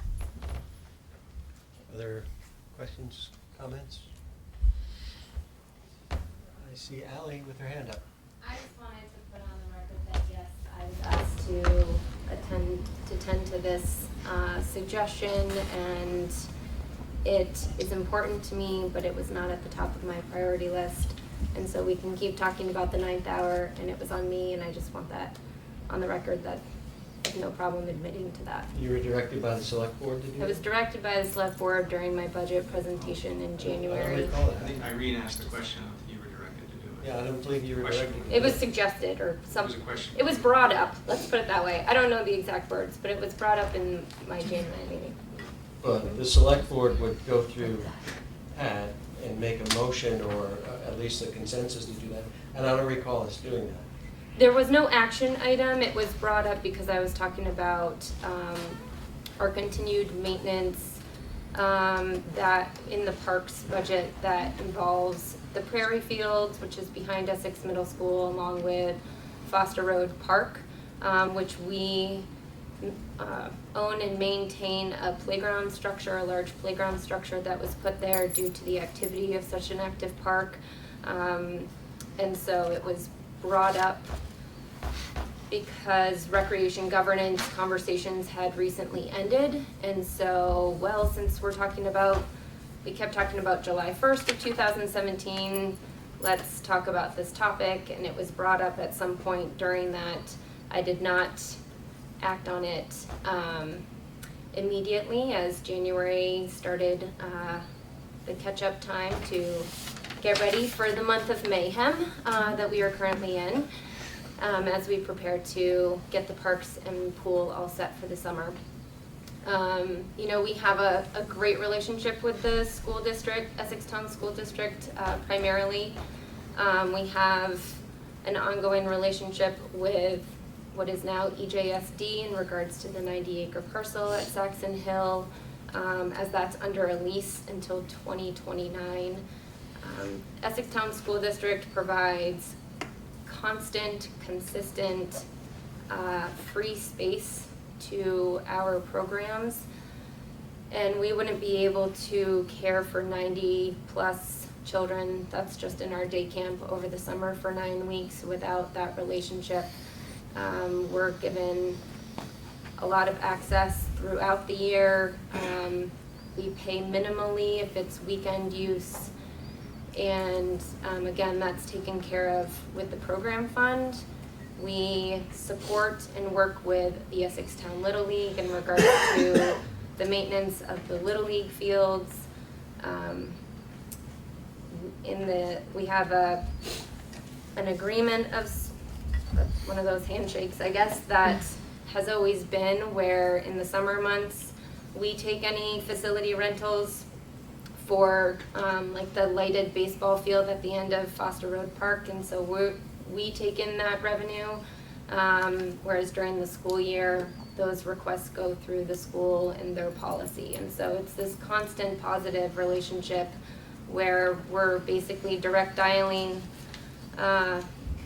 school staff in order to make sure we have reliable space. Which, I'm confused about what property is being referred to when the village of Essex Center, the water district, went out of business. What property is Barbara referring to? Is that the 90 acres at Saxon Hill? No, it's the area on the side of Bounders Road where there's a pool of water. It used to be part of the Essex Center Water District when it had its own district board, and she apparently was the water clerk. She said there should be records of this somewhere in Town Hall. I wouldn't want to have to dig those up on short notice. I'd just like for our two boards to meet and discuss this and talk about what are the properties that are available and why is Essex Town School District not willing to have this conversation with us. I totally understand why they were glad to see the Park Street School disappear as future EWSD members, because they apparently considered a liability. But when they have fields on which they've put solar panels and on which in the future they could put more solar panels or perhaps grow a cash crop, I'm not suspecting that they'll try to sell that land for development. I'm more concerned about the person who owns it having the right to do with it what they please, whether it's income generation or just determining the type of activities that happen there. So I hear loud and clear what Kim is saying, and what I am saying is that the voters need the chance to weigh in. Mr. Chairman? Yes, Mike. I was going to call on Kim, but yes. Go ahead if you want to. Go ahead, Mike. Is there someplace on the record where the town school district has refused to meet with us? I don't know that I've ever seen that. We've never or formally heard that. asked them to meet with us. Right. We haven't They formally asked them. They haven't outright refused. No, of course not. Because we haven't asked them yet. We haven't asked them yet, so that's why it hasn't happened. Kim? That was something I was going to be very responsive to. We've had absolutely no request for such things. Irene, I think 2 weeks ago, sent me an email on the topic, and it came from an individual select board member, and I was responsive to that individual select board member, copying UMass, copying, I think, my board, the two superintendents, and our Essex Westford Unified Board Chair, with respect to our position on it, not seeing that there was any particular driver for a separation of some of those properties. These are school properties, and the fields that you're talking about, Irene, are part of the school property. They're part of the campus. When Westford was separating out some of their parcels, the parcel that holds the school and all but one softball field remains in the school district. The other two parcels were their community trails and one part of one softball field.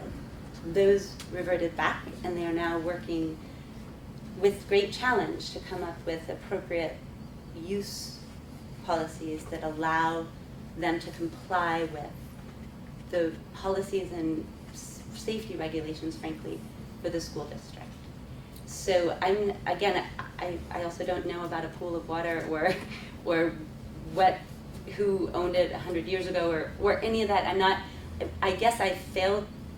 One, we never had a formal request from the select board, and two, I'm still not sure what the concern or the areas are to be considered, because those soccer fields in the back, the prairie fields, are used extensively for field hockey, for soccer, through our school programs. So they would not even be an equivalent to what Westford did in their situation. So I guess I'm just not understanding what properties are even being spoken of. And unless your board takes a majority vote that is requesting a proposal for some sort of meeting or something for our board to consider. We have one meeting left before the end of this school year. I'm sure we will meet otherwise a couple of times to close out the books and see the audit. The Unified Board is meeting twice a month and working vigilantly, all of us, very hard, along with our administration, towards unification of a July 1 start of the Unified District. And so in that vein, if there is a majority proposal that you're putting towards us for us to respond to, that's one thing I'm willing to put energy and time towards. And if there is not that, I don't think we're in a position to spend a considerable amount of time pursuing one email request received from a single select board member. I've yet to hear anything from any other community member regarding concerns for the use of the properties that surround our schools on Scoundrels Road. I think we can wrap this up.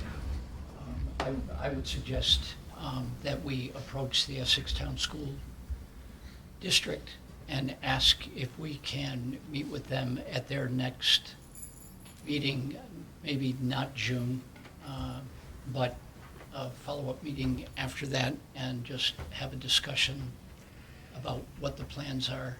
If we're going to do that, I would propose that we let the board, the new board form and norm, work together as a board before we go and do this. There's no, in my opinion, there's no timeline to do it. Expect a special meeting or any of that before, in my opinion. Before. And I agree. Okay. I agree. I don't get the sense that this has to get done before the end of June. So I'm not suggesting that we drop everything and try to get a meeting for next week, for example. I'm just saying that I think it's a good idea to sit down and meet with them.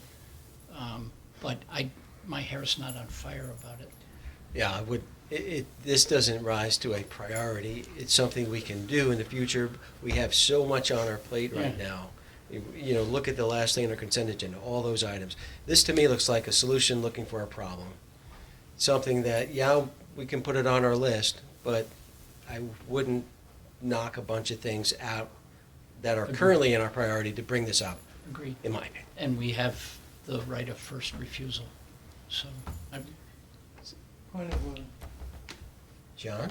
I would like to ask where I could find the information, because I'm kind of confused of exactly what we're talking about here. What is the July 1 deadline? And what properties exactly are we talking about? Irene, do you want to address that? Sure. Excuse me, point of order here. This isn't a classroom. I respect John's That's just not really request point of order. for the information, Right. but this isn't a classroom. Okay, We've just point of gone- order is if we're doing something procedurally wrong, you need to address that quickly. But to educate, you're going to have to. I think it's a point of information that he's trying to make. Is that true? May I answer that, or would you like to? I would ask the question, as a member of the public, before you start to form a motion, which is your own non-Roberts rule, what, the question I just asked, and I would guess Irene would be able to answer it. Your question is, what is the July 1st deadline about? What is the July 1 deadline And what about? properties are exactly being what properties discussed? are we talking about? To my knowledge, the minute we hit July, and June 30th, all of the properties that belong to the districts that now make up the merged EWSD, as we refer to it, all those properties get transferred on June 1st, no later than June 1st, says what I just read, for $1. July 1st. It said by June 30th, what I read, I'm sorry, but, June 30th. And thank you. So there will be a sale for $1 of all those properties to the new merged district. So I don't understand why all of a sudden it's okay for one district to be lax about the July 1st deadline when the other two districts were very quick to make sure that they made their votes happen way before July 1st. Okay. So again, I don't see this as a priority. I will not support a motion to formally request it. I would be fine to put this on our list of priorities, and we can address them when we get there. That's how I will vote. Sue? Is there a way that we can get confirmation as to whether the July 1st date does initiate some sort of a change in terms of how we would proceed in the future? Like, I feel a little bit like we're making an assumption that that July 1st date isn't really a date. Yeah.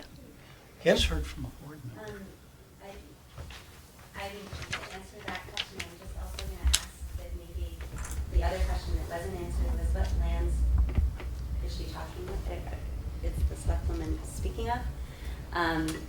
And Sue, that on July 1, instead of the ownership being with Essex Town School District, so if the select board had concern about the town owning any part of our Essex Town School District properties before, preserving it for something other than educational purposes or something, those requests would have come for transfer to Essex Town School District.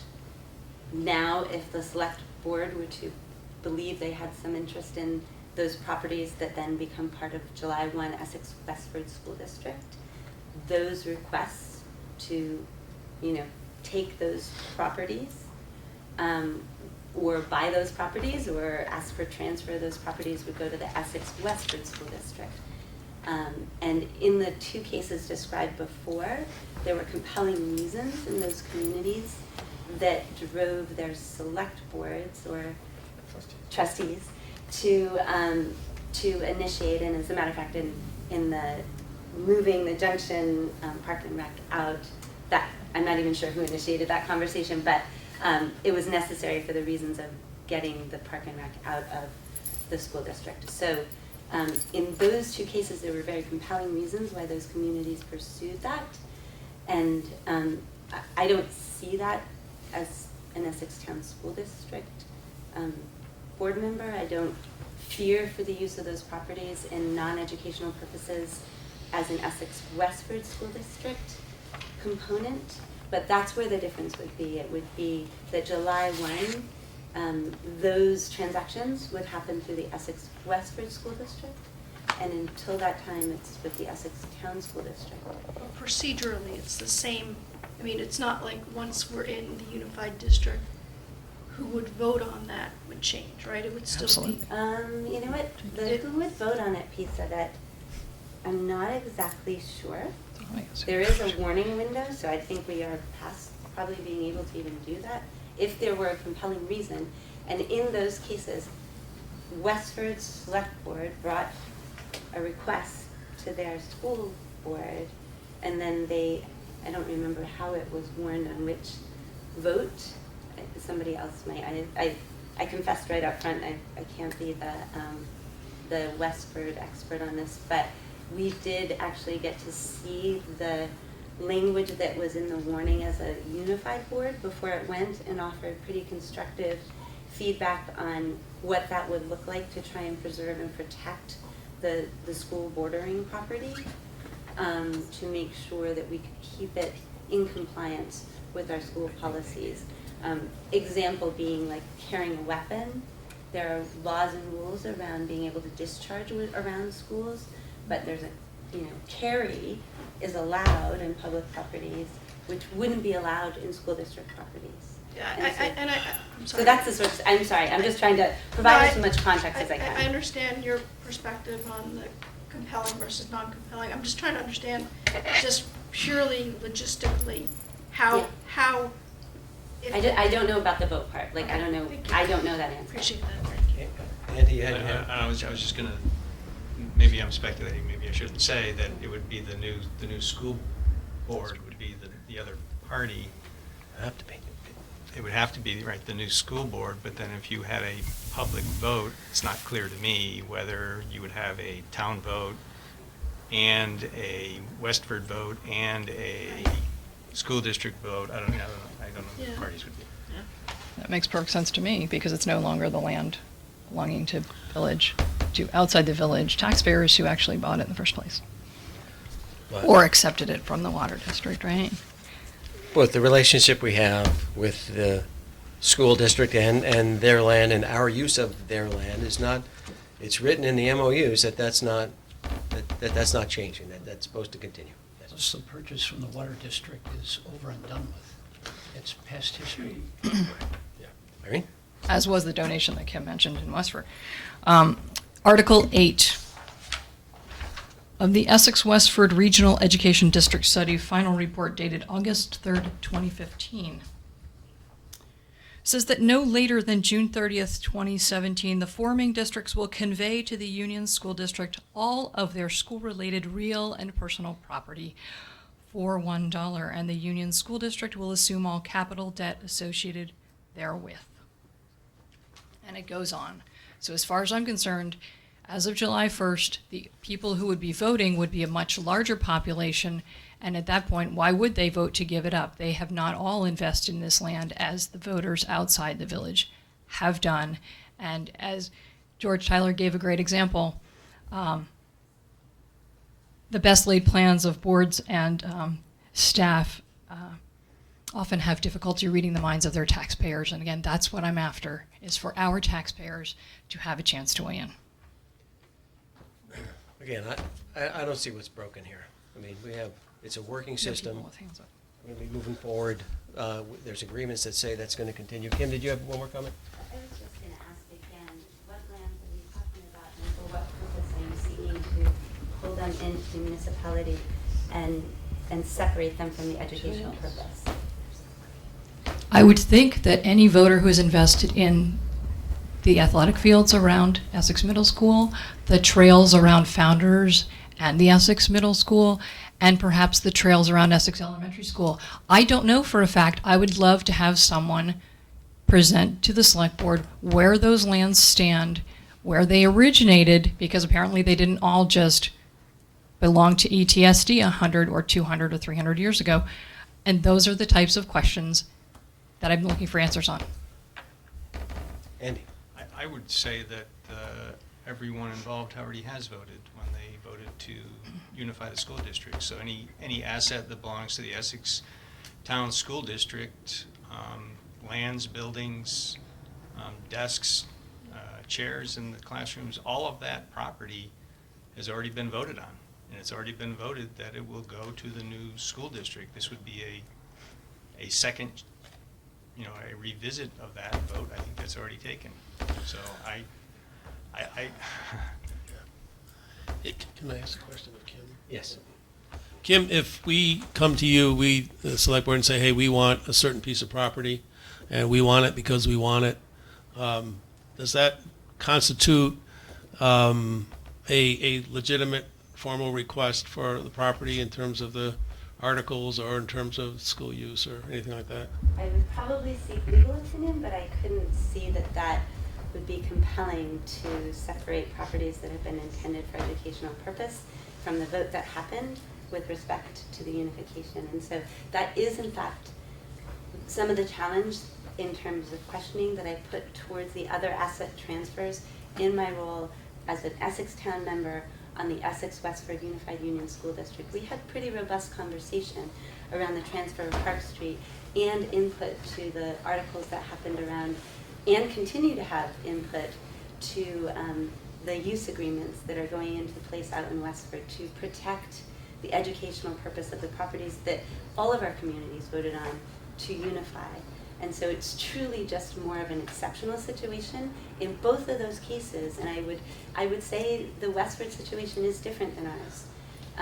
And I think both of those that resulted in asset transfers were more exceptional situations. And all of us, frankly, thank you for bringing that point, Andy, voted on this with that in mind. And I think that's why I took my role really seriously as a town member on the Unified Board, to sort of probe and protect and make sure that that which we all thought we assumed and understood when we voted in that November, December, I apologize, it goes fast, we're busy, time frame was being honored, and that we weren't going to end up with less opportunity for education in our unified district with respect to our properties. than we had voted and expected we had going in. It's actually what we're hopeful of is greater opportunity in our unified district. So no, that's been the intent throughout. And no, while I can't tell you for sure that we would say, what are you, crazy, Pat? I would just say that I do think that it is one of those things that there's probably a legal answer to it. I think it's an exceptional situation that has to be considered with some evidence of why it makes sense. Mike? I suggest that we take this woman's question and then Wrap it up. take an action. Yeah, I was going Please. to ask Greg if he wanted to add anything. Let's take the audience here. She's had her hand up. Yeah. We've already heard from Jen. So we haven't heard from you.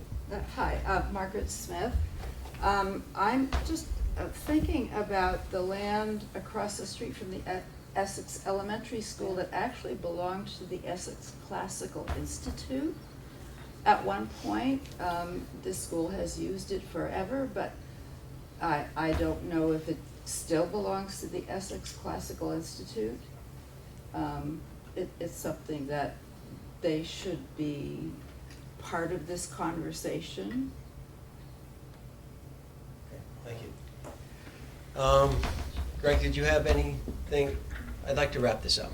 But she hasn't had input to this conversation. I believe she, okay. No, I haven't. You haven't? Okay, go ahead. So, we have an incident where, yes, we voted as a town, but then you look at these things that have happened in Westford in the village, which gives people pause, and in the spirit of transparency, I think the voters need to really understand, all of what this might entail. And, those fields, those trails are used by multiple entities. So I think that, it's really important for voters to look at this issue and to see it, and to not look at it, I think is just opening up a hornet's nest. And I think that, people have the right to understand what's involved with this land and the impact that it could have. I mean, for instance, Foster Road, already excessive speeding on that road from the use it already has. So what would the impact be? Do we know that from it going into a unified district? Would there be more usage? If so, what are going to be the things in place to make sure that the speeding isn't happening? That people aren't going to get mowed down by people dropping their kids off at school and going to the soccer fields and Little League and whatever else that use may entail. So I think it's really important that we look at all this, and those are things that people may be, seeing because they don't, live on that road, or they don't see what's going on with the usage of these fields. They're very well used already. So is it going to impact it more? Thank you. Greg, did you want to make a last comment before we dispose of this somehow? No, I'll let you move on unless there's questions for me. You have the memo from Ally and I. Okay, what's the board's pleasure on this? What do you want to do? I would move that we schedule a meeting with the Essex Town School District at some point that is mutually convenient to both parties. I think that unless we have a compelling reason to request a specific piece of property, that there's no need to have any immediate discussion on it. Because it sounds that, unless there's a mutually beneficial reason to transfer a piece of property from the town, from the school district to the town, it's not going to happen anyway. So I think we need to do, if this is something that we are, feel compelled to pursue for a specific piece of property, we need to have that justification in our hands first. Yeah, I'd say we could put this, I would rather see it on the radar list of things that we consider in the future, but I don't want to personally put any meeting on the new board's schedule for this. We're not on fire, nothing's broken, there's no way you're going to be able to do a vote, in my opinion. We couldn't do it in 8 months, right? That was the problem with the rec thing till December. They're trying to get And we're trying to do it in 6 weeks. So, and I think Kim even said you probably passed the warning window for that. Of course not, it's 30 days. So, Question for you. You referenced wasn't something that we got, that's your input and Ally's input? I It was right after that. I There was don't a remember seeing it. memo from Ally and I. I don't think I got that. Oh, this one? Yep. Okay. Thank you. Okay, so Mike made a motion. I didn't hear a second. I'll second it for the sake of discussion. Okay, any further discussion on that? Can you repeat the motion? The motion, Mike, you want to repeat your motion? I moved that the select board get in touch with the Essex Town School District and set a joint meeting at some future date, mutually convenient to both bodies, Okay. for the purposes of discussing school property. So that was the motion. Again, my preference is to put it on the radar. I'm not in favor of this. You'll hear that. Any other discussion? Irene? I'd like to ask staff about the warning requirements. We warned town meeting within a 4-week time frame last I knew. And we couldn't do it more than 5 or 6 weeks, right? There was a tight time frame there. So I think it's conceivable we could still meet with Essex Town School District next week while there's still a functioning board and before the land falls out of retention for the people who own it. I would think it's 30 days. I'm 98% sure. I'd have to double check on that. But 30 days from July 30th, or excuse me, June 30th brings us to June 1st or so. And I think the ETSD doesn't meet until June 12th, I heard, is next time. So we'd have to touch base with their staff person, just figure out if we can schedule a meeting that can get together sometime the next week and then have staff pull together a warning and have a meeting to warn it and have everything happen. It's in my opinion, a really tight time frame. Yeah, to the education piece, it's ridiculous, in my opinion. Didn't Kim say that there was going to be 1 or 2 meetings beyond? Yes. Can I ask the question? That's why I said at a date mutually convenient. Will they be a board that can make that decision? No. The land will no longer be theirs. It's moot. June 30th, that question would be for the Essex Town School District Board, it would be for the Essex Westford. That's right, because they own the land. And if there was a proposal for a particular piece of property you're seeking, our next regular scheduled board meeting is June 12th. And action to warn and do a vote if that seemed like something both parties were voting in the majority to do would have to happen before June 30th. But certainly transfer of assets and those conversations could be brought before the unified board. Again, I'm not suggesting judgment on what's compelling or what's not compelling, but those were very specific proposals brought forth to the other school boards. And I'm not hearing that I'm even clear, nor does it sound like anybody else is, on what property is being spoken of, because the soccer fields are also the field hockey fields. Of course. And the outdoor classroom that's in the trails that are around the middle school are there. I remember taking kids to the elementary school through the trails around there. And they're also mutually used by our communities, just as are, kids playing frisbee with dogs at the high school.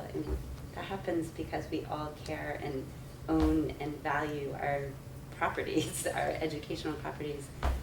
When it was voted that we unify July 1, will continue to be there for those purposes. I think for thinking about the purpose and the protection of those lands, I'm not sure that it gets any more protected than being around educational buildings.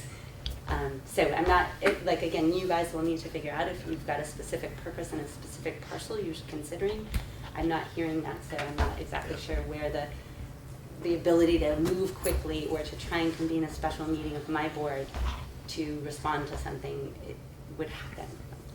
Yeah, and I apologize for breaking our policy about having a motion on the table and bringing in other people. That was my mistake. That's my mistake too, I'm sorry. All right, so we have a motion on the table. We have it seconded, and further discussion. Looks like Irene has further discussion. Yeah, in the packet I included the last 2 pages, the warning that was used, because I don't want staff to have a lot more added to their plates. I know how busy they are. I know how busy they always are. The last 2 pages, I believe it's 13 and 14 of the packet related to this that I submitted, has the warning for Essex Junction. Shall the voters of Essex Junction School District authorize the Prudential Committee to convey the Park Street School Building and parcel located at 21 Park Street, Essex Junction, to the Village of Essex Junction for the sum of $1? I know our staff can modify that to suit our needs, and so forth. Just like there's an article that the Essex Junction voters voted on at an annual meeting. This is not an Australian ballot vote, by the way. And also, I'm told that according to our charter, we could do this because the amount of money is so low, the select board could do this without taking it to the voters. So that's another option. I'd rather not. I'd rather hear from the voters on something like this. But since we're up against the wall time-wise, sometimes we have to do some drastic things, like ask staff to modify some warnings that we're familiar with that we know worked in other communities. This is not a select board priority that we've talked about in the past. This is a solution looking for a problem. We have a motion. Do you want to add? Yeah, I do. And as for what Ali said, it's very true that there was no motion and second and vote at the budget workshop where I first brought it up, even though I was talking about it last fall when I heard Marla Durham talk about Park Street and insist over and over again that they had to have a vote really soon on it in the village. And I understand where she's coming from as a voter. We talk about all kinds of things at the budget workshops, and they're usually not televised. And we don't make motions. We have a dialogue with all the staff as they come in, and we ask for things to be looked up. We ask for things to happen. And so to say that we didn't have a full motion, second, and board vote on something, I think is inappropriate, because it was brought up during a budget work session, and I also brought it up more recently to staff here in a select board meeting. Greg. I won't let Ellie take the whole blame for that. I dropped the ball too and not making it one of my top priorities, and apologize for that. We did reach out, this is in the memo, Ellie and I did reach out to the school board, reach out to the superintendents and the CCSU board and the Essex Town School District Board and the Essex Westford School District Board. We asked if they'd had a conversation about it, if they would be interested in having a conversation about it, and the response was that they had not had a conversation about it, and that they pointed us to the policy, that there's a good long-standing relationship, and they expect to continue that. So, like Ellie, I apologize for not doing it sooner. It's okay. Andy. I too would like to confess that I did not bring this up earlier. I was in the meeting when it was brought up before. I could have brought it up at any meeting between then and now, and raised it as a priority, so I'm as much to blame as anybody else. Sorry. I'm not looking to place blame. I'm speaking up for voters who can't be here. Okay, so is everyone clear on the motion that's on the table? Or do we need Mike to say it again? Sounds like Mike, maybe you could do it one more time. Do you have it? I've seen a blank stare here. No, You're okay? It was, the two times it was stated, it was slightly different, so maybe we do need to hear it a third time for a tiebreaker. Because I think the first time it was stated, it said in the it suggested it needed to happen soon, but the second time it was a little more open-ended. Yeah, the one that got, Mike? I move that the select board contact the board chair of the Essex Town School District and request a joint meeting at a date that is mutually convenient and agreeable to both parties for the purpose of discussing school property. And I'll still second that. Okay, any further discussion on that? Okay. All those in favor of Mike's motion signify by saying aye. Aye. Aye. Opposed? Nay. Motion passes 3-2. So, since Kim is in the room, can we say that she is hereby notified based upon the vote, 3-2, or do you want me to contact or staff to contact Mark? We need a doodle. Let's do a doodle. An official note from here to Mark requesting that meeting and see what they say. Okay. Okay. Kim's got her hand. Yay. Kim. Be very clearly stated. I don't know that you guys have agreed on what the property is you're considering. I don't know what the request is going to be, but for us to convene a meeting that's not in our regularly scheduled meetings, given. We didn't say it had So to be we're, so we're talking about special meeting. potentially June, but I guess I would still offer, maybe you guys have another occasion that you meet between now and then, that we're clear about the purpose of the agenda item, because it will be our last regularly scheduled board meeting, and it'll be a full agenda, and Mark and I typically plan that, a week or more ahead. So just to give you our timeline, if we're not suggesting that it be a different meeting between now and June 12th, it just having an idea of what the agenda item is going to be and the amount of time being requested, because it's our last regularly scheduled board meeting. Okay, thank you. Okay, we're going to move on to the Point of next information. item of business. We're moving on. Sorry, John. The next item of business is 5C, request for approval of Kids to Parks Day proclamation. And Ally, you want to take us through that, please?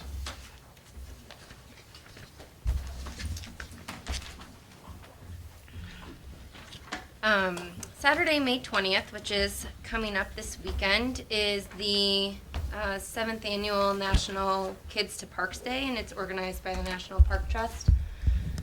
And the last previous 2 years, we've come to you in support of this this proclamation to be signed by the board. And what we are using is a slightly modified version that was originally edited 2 years ago, that the National Park Trust was still happy to have signed by our board, so we're just looking to have it signed again. This was also kind of goes in relation to the National Recreation and Parks Association. They put July as Parks and Recreation Month, and our state legislative body have also approved that for the state of Vermont. So. Okay, thank you, Ally. Any questions or comments about this for Ally? Being in the clerk, you want to read this for us, please, Sue? Absolutely. Proclamation Kids to Parks Day, Saturday, May 20th, 2017. Whereas May 20th, 2017 is the 7th Kids to Parks Day organized and launched by the National Park Trust, and whereas Kids to Parks Day empowers kids and encourages families to get outdoors and visit America's parks, and whereas it is important to introduce a new generation to our nation's parks because of the decline in park attendance over the last decades, and whereas we should encourage children to lead a more active lifestyle to combat the issues of childhood obesity, diabetes mellitus, hypertension, and hypercholesterolemia. And whereas Kids to Parks Day is open to all children and adults across the country to encourage a large and diverse group of participants, and whereas Kids to Parks Day will broaden children's appreciation for nature and the outdoors, now therefore be it resolved that the Select Board of the Town of Essex hereby proclaim to participate in Kids to Parks Day. We urge residents of the Town of Essex to make time May 20th, 2017 to take the children in their lives to a neighborhood, state, or national park. Thank you, Sue. Okay. What's the board's pleasure? I have a motion? I move approval of the proclamation as read by the clerk. Thank you, Irene. Do I have a second? Second. Thank you, Mike. Any further discussion on this proclamation? Andy? This is just a detail, but does the motion need this? I guess it doesn't. Say that we're going to sign it. Yeah. No, fine. Okay. Any further? Okay, all those in favor of the proclamation signify by saying aye. Aye. Aye. Opposed? Okay, that one passes 5-0. Excellent. Okay, now we're on to item 5D, Recreation Program Budget. And tonight we have Ally Vile. Hi, it's me again. Hello.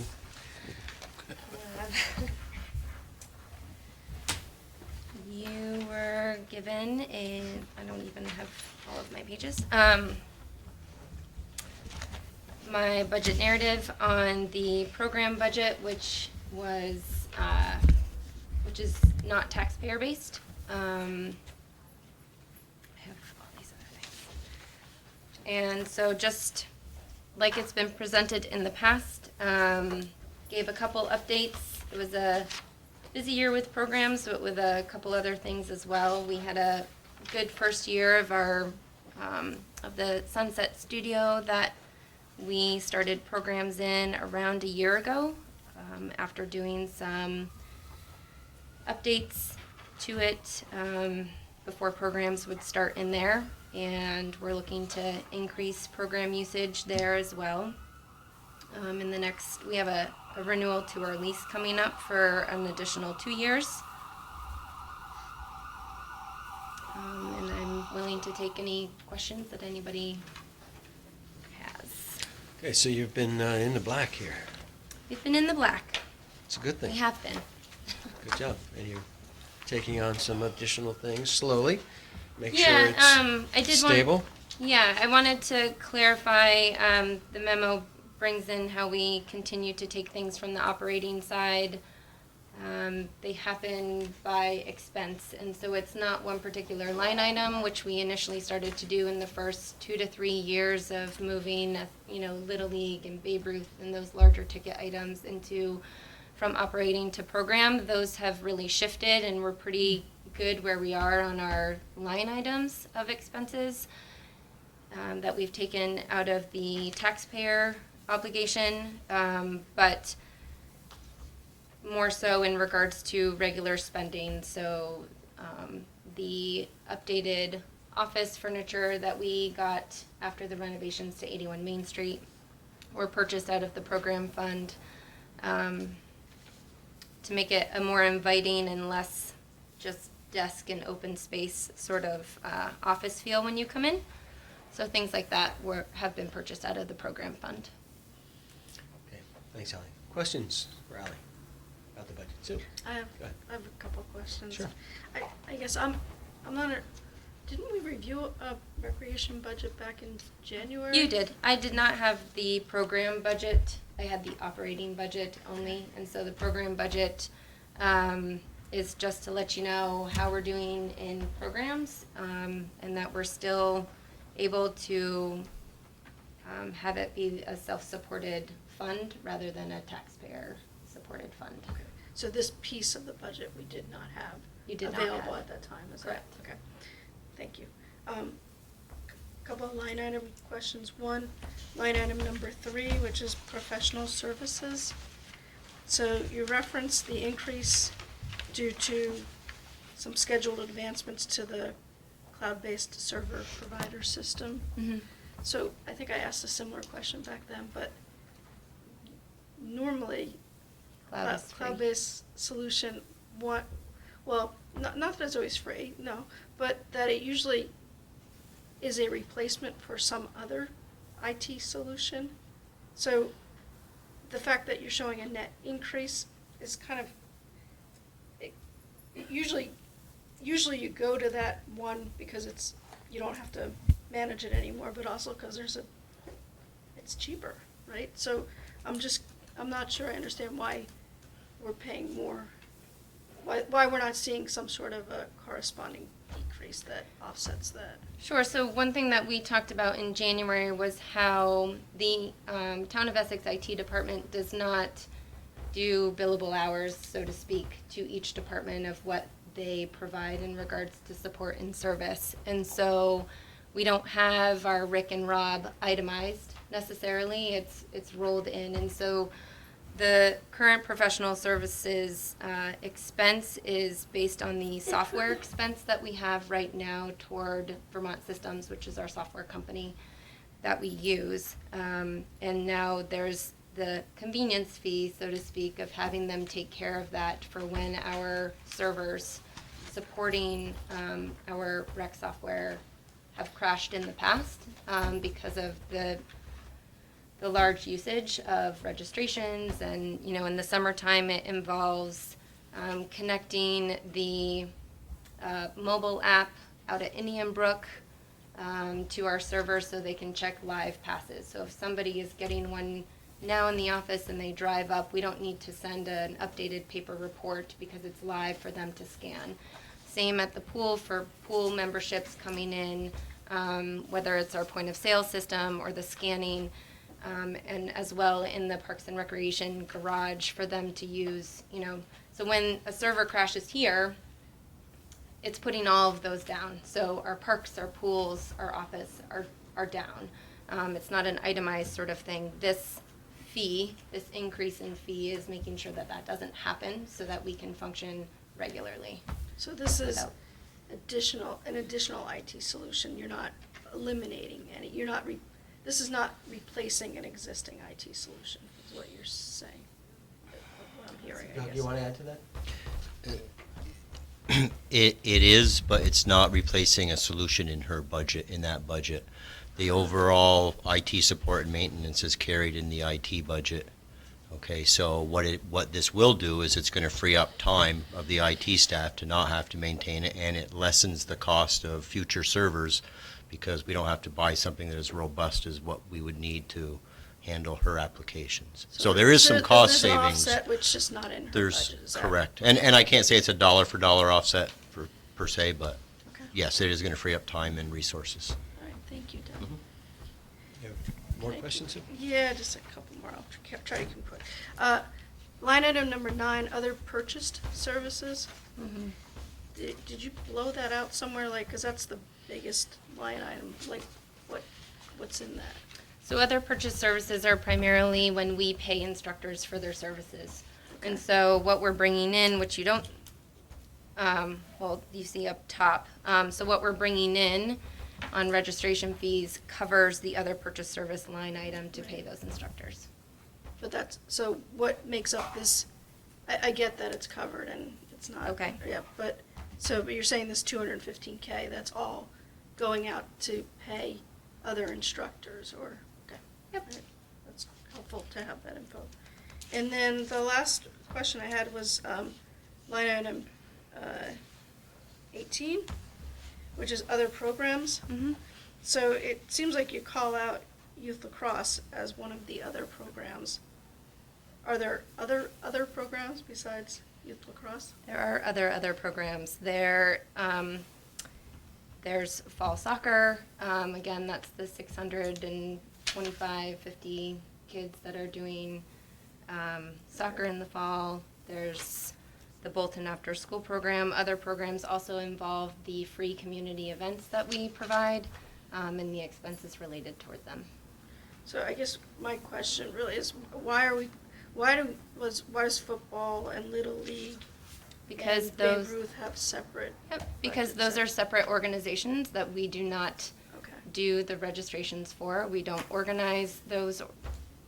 We don't organize Little League. We support them, and that's the support that our department provides on a monetary level. Okay, and same thing for football. Yep, so those are separate organizations. Essex Town Little League, the Chargers Football League, and Babe Ruth. Okay, other questions, Riley? Anybody? Okay, what's the board's pleasure? Do I have a motion? I move, Mr. Chairman, that the Select Board adopt the attached recreation budget, program budget for FYE 2018 as proposed with total expenditures of $460,375. Thank you, Mike. Thank you, Irene. We have a second. Okay, any further discussion on that? On the rec, is it clear what we're voting on? Okay. All those in favor of the rec budget, program budget, signify by saying aye. Aye. Opposed? Okay, motion passes 5-0. Thank you, Ally. Good luck. Thank you, Ellie. Keep up the good work. Thank you. Okay, we're going to move on to business item 5E, and we're going to ask Aaron Martin to come join us and talk about paving bids. Paving. Yeah, welcome. Interesting stuff. Great stuff. It is. Things that people really rely on, actually. Count on. True, every day. Every day. The issue before you tonight is whether or not to award the paving bid to the third low bidder, BCI, due to an error in the low bidder's submitted documents and the qualification procedures that were not followed by the second low bidder. April 28th, last month, we opened the paving bids. Had 4 bidders. Below here on your memo, you can see Pike, ST Paving, J. Hutchins, and ECI. ST Paving was the apparent low bidder, but upon further analysis of the bid tab, found out there was a math error in his bid, so it was subsequently thrown out.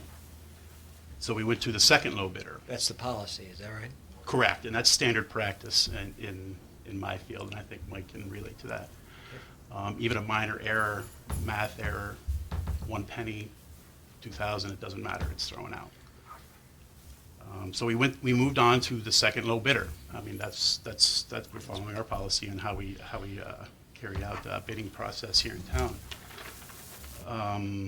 If you turn to the invitation to bidders attachment in your memo, it's the first page, 4th paragraph. Basically, we utilize a list of pre-qualified paving contractors in the state. And we request that any information of pre-qualification of their experience, job history, previous jobs within the town, state, or other municipalities, if it's not on file or we don't recognize or it's a new company, they need to submit this. They need to submit it at least 5 days prior to the bid opening. I believe the second low bidder submitted a work history, if you will, with their bid. There was a meeting subsequently after this when we were reviewing all the bids between Dennis, myself, Rick Jones of the village, and Dana Gregoire, our staff engineer, and we all agreed. If we're going to throw out one bid for a math error, in order to maintain the integrity of the bidding process for this project, and it clearly states that this was required 5 days prior to the bid opening, that this second low bidder's bid should also be thrown out because it did not follow the invitation to bid. So the third low bidder was ECI. Bid was reviewed, no errors. All requested documentation submitted with the bid.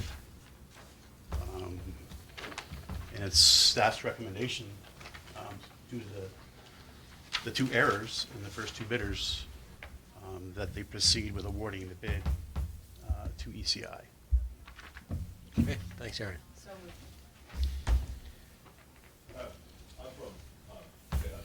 You have to be recognized by the chair, sir. I'm just making sure he sees you. Yeah, if you could state your name for the record, please. Sure, my name is DJ Blevin. I'm the savings program manager for J. Hutchins. Okay, the second bid, yep.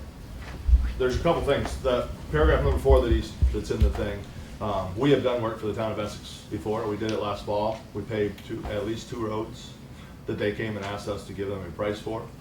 So I believe we've met that criteria. And I have an email here from February 22nd that was sent to Aaron asking, and I can give you the email, asking for what we need for qualifications to meet that, and we never got a reply from the town of Essex. So we're trying to do that, but again, we never, so we assumed that if we didn't get a reply, that having paid for them before, that we met all the qualifications. Not to mention that we're pre-qualified with the state of Vermont, and are able to bid up to $4 million on their projects for paving. So, again, I think we met the intent of what the paragraph 4 says in there. Okay, but it looks like the staff disagrees with that, and I guess, did you want to further on that? I guess I would request that, which roads? Are you talking the roads you have contracted and paved for by a developer, or was it the shim course you did for us over on Towers Road in Old Stage? Towers Road and Old Stage Road, yeah. That was a shim. And that's more or less, in my opinion, a stopgap measure.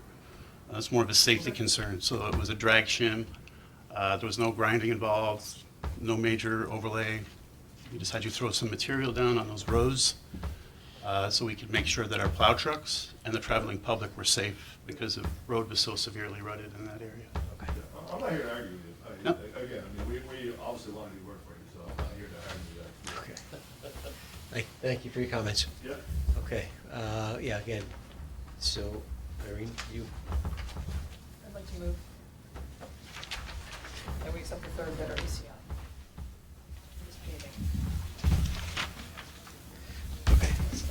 so you're agreeing with staff to award it to, the paving bid to ECI of Williston?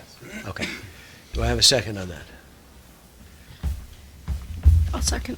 Okay, thank you, Sue. Any further discussion on awarding ECI of Williston, Vermont, the paving bid, though they were the third lowest, because the first two were knocked out? So we have motion. Any further discussion on that, Sue? The only thing I'm curious is if this paragraph, the one that is in question, I mean, is there any way it can be more, if it was interpreted that the work that they did that you're calling, I'm sorry, I don't know the terminology, but. I can honestly say yes, it will probably change next year. This has been an evolving document since I've been here, and Dennis has been running it the same way prior to that, and it's constantly evolving. We run into issues during this process, either during construction, bidding, whatever, we make the changes. So it's a pretty good document, but it does. There's no perfect document. The room for improvement is what you're saying, Sue. So that there is an opportunity for Any misinterpretation, right? Yeah. Yep. Okay, Mike, you had a comment you wanted to make. I have a question about the email. I honestly, I do not recall getting that email. You have a copy of it. It was sent. I did get it. I don't recall getting it, honestly. I'm not gonna put you on the spot, it just. No, you're not. We thought we. Okay, thank you. Did you do a follow-up email when you didn't hear, or did you call them No, we to assumed follow up? we didn't hear back that we did not need to follow up. Okay. Because we asked what we needed to do to qualify, and there was no response, so we assumed that we didn't need to. Okay, that's a good assumption. Okay. Okay, so any further discussion on awarding the bid to ECI? Okay, hearing none, all those in favor signify by saying aye. Aye. Opposed? Motion passes 5-0. Thank you. Thank you. Thank you. Okay, we're going to move on to business item 5F, letter of support for forest recreation planning grant. Mr. Chairman, Yes, sir. can we just find out what the question What's is that, and John? put it in? I have a question I'd like to ask the whole board, and particularly Mike Segman. If you don't think the purpose of the board is to educate people, what do you think the purpose of the board is, and why should I show up at these meetings? My comment was meant to tell you that your lack of doing homework before you came to the meeting is not our responsibility as part of this meeting.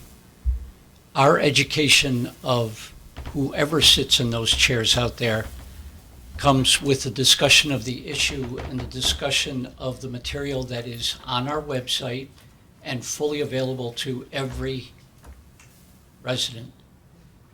So I look at this and I look at the amount of time that we're spending on what, in my humble opinion, is not that tough an issue to resolve. And if you come here and expect us to give you all of the history around this and you haven't done anything on your part to research that issue, then that's what I meant. So I'm sorry if I offended you. It wasn't meant to be that. I'd like to, we need to keep moving. We got a lot of work to do. It's getting late. So I'd like to move on to, I already introduced this next thing. You didn't answer the second part of my question. John? Why should I show up here? John, please don't. I am insulted. I'm terribly insulted. I did my homework. I have all of the packet right here. I read it before I walked into this room. I do that every single time. I'm insulted by your not thinking that it is the purpose of the select board to educate the public. And you're not doing that. You stink at doing that. You John, stink at being nice to people. You're really terrible. Let's not make things personal, please. Pat, did you? Well, I was just going to offer a partial answer on the role of the select board as it relates to any meeting like this. Because you were voted by all of the people who chose to vote for you in a representative democracy, they have expected you to do all of the homework, and they have expected you to make all of the decisions on their behalf. And that's, that sometimes means educating, but not always. It means educating yourself first and then the constituent second. And it's not meant to be disrespectful to the constituents. At least that's not what the form of government is here. But John's not here to hear that, and I'm sorry. But Okay. it probably wasn't me to ask, but answer. But Could I provide a friendly amendment that we have voters vote on some things, not all? oh yes. Oh, yeah. The select board can't decide everything for the No, voters. no. At least right where we are now. I would hate to predict the future. Greg, you want to introduce 5F for us? It's a letter of support for the Forest Recreation Planning Grant. Sure. Great. So the state is partnering up with the Vermont Urban and Community Forestry Program to offer a grant to 10 different communities to do forest recreation planning. As you might remember, there's a whole thing called Saxon Hill, and the town's about this far from taking away 250 acres in that part of town. Act 250 came through and approved its permit, so now the town's just waiting on the landowner to pull the local permit, and there's going to be a land transfer.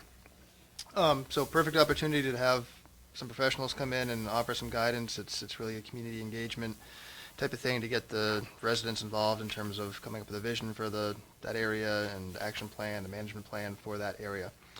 Application is due June 1st. There is a $10,000 match. It can be in kind. Conservation Committee and Trails Committee have both offered their support and willingness to help volunteer with that and help out with any staff time that's required of that. I will point out a couple of mistakes on the memo, so apologize for that, but under the recommendation, recommended that the select board authorize the chair to sign the attached letter of support. You can take out each committee. That was a typo. But happy to answer questions, but really probably a good opportunity for the town to get some support and planning for new land acquisition. All right. Great. Will the other committee chair be signing this? Essex Trails Committee Chair? Was he able He to? actually signed it today. He did. I can have this copy for you. Great. Yep. Thanks. Any other questions for Greg? Comments? Okay, what's the board's pleasure on this one? Good. I'll make a motion that the select board authorize the chair to sign the attached letter of support for the Vermont Town Forest Recreation Planning Community Assistance Program. Thank you, Sue. Do I have a second? Second, Mr. Chair. Okay, thank you, Mike. Any further discussion on the letter of support for this grant? Hearing none. All those in favor signify by saying aye. Aye. Aye. Aye. Opposed? Motion passes 5-0. Thank you. Thank you, Greg. Let's stay right up there. Business item 5G is advertisement for regional dispatch study volunteer. And there was additional information. And additional information that was distributed to us at the beginning of the meeting during our agenda additions and changes from Irene. So, Greg. Sure. So at your last meeting, you voted to advertise for a representative to serve Essex on the regional dispatch study committee, joint survey committee. Pat's your interim appointment, but you're looking to have a more permanent appointment. There was some talk and motion to consider diversity when you get to appointing somebody. I put together an ad for your review, and it basically looking for a candidate who's going to have familiarity with municipal governments, local governance, public safety, a little bit of background about the study itself and the project itself and time commitments. I didn't specifically call out the diversity piece. I figure that's something you can consider when you get to interviewing applicants or potential candidates. But obviously I'm open to suggestions before we advertise, and looks like there are some. Okay. Thank you, Greg, for introducing that. Comments? Questions? Andy? Yeah, the last time we appointed somebody to a joint survey committee, some of the issues that came up, or many of the issues that came up, were around communications And we haven't yet reviewed our communication policy, and I'd like to recommend that before we interview and/or appoint somebody, that we review our communication policy so said person is aware of expectations. Okay, are you asking this to be tabled then, this item? No, I just like to, in parallel, I guess, before we, we can certainly advertise for volunteers, but I think either, before or in parallel with the, candidates in the room, they hear what the policy is so that they know what's expected. Okay, and you're suggesting the select board work on that before we appoint somebody? Okay. Yep. Okay. Pat? Can I read by that, Andy, that really that should be on the next agenda? The communications policy as it currently sits should be sent to you as a discussion item for the next agenda? I would like that, yeah. Okay. But that'd be my suggestion. I agree with Andy that it ought to be done before we do select somebody, so I guess sooner the better. Thank you. I guess it depends on how quickly you want to select somebody, but yeah. Next meeting would be good. Okay. Other comments about the advertisement or the memo?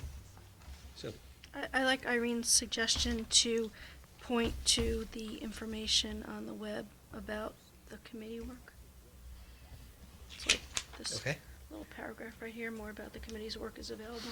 I think so that if somebody's looking at this, they can tie it, the context of what it is. Sure. Anybody have issues with that? I think it's a great suggestion. Okay, other comments?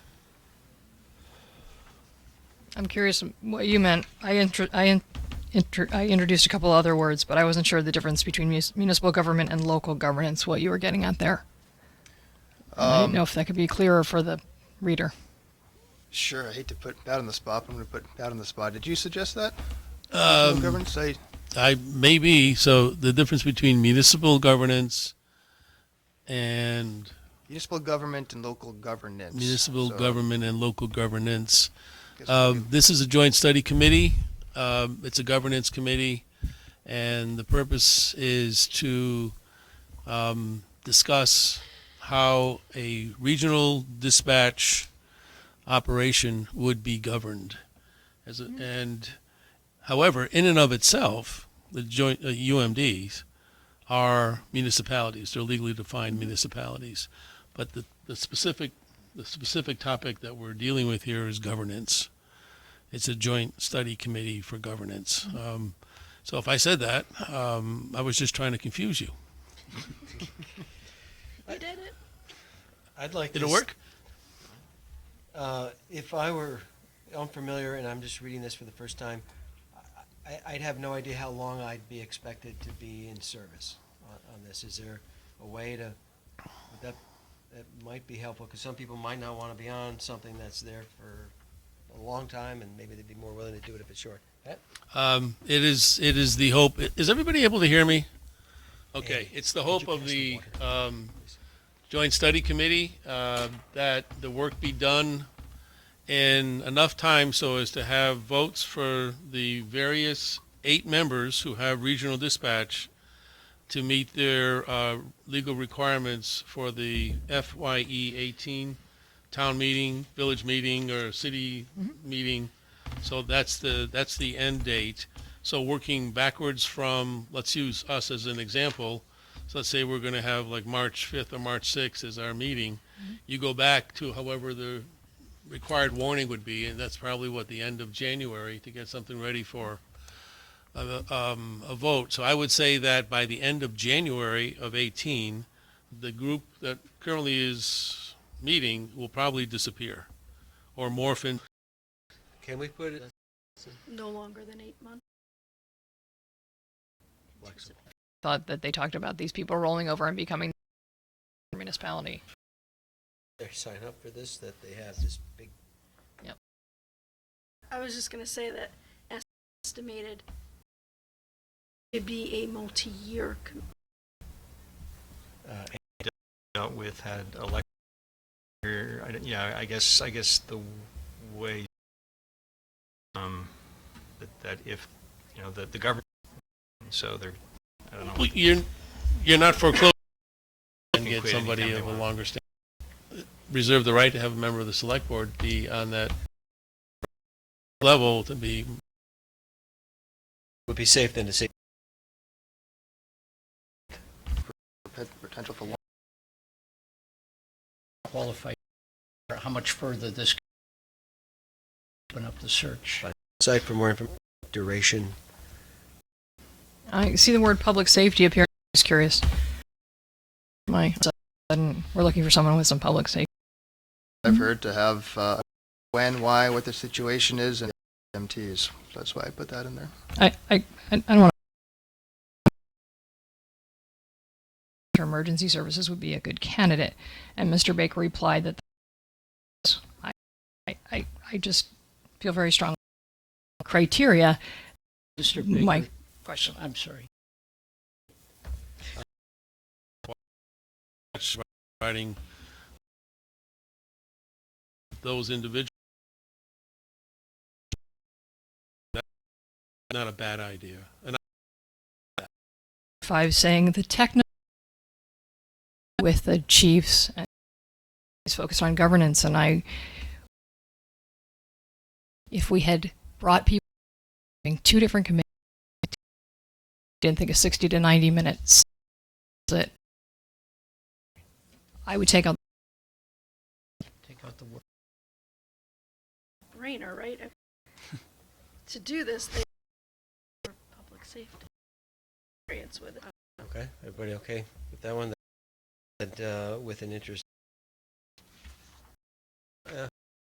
Form listed can. Okay, when? in one of these paragraphs like that. Do we really think we wouldn't ever now? Because Whatever. Add the committee's work to the second, and after where it says the 4th paragraph, likely need to collaborate with town staff. So, entertain a motion. In discussion, public safety. Do I have a second? Second. All right. Okay, hearing none, all those policy amendments and go. All right. Due to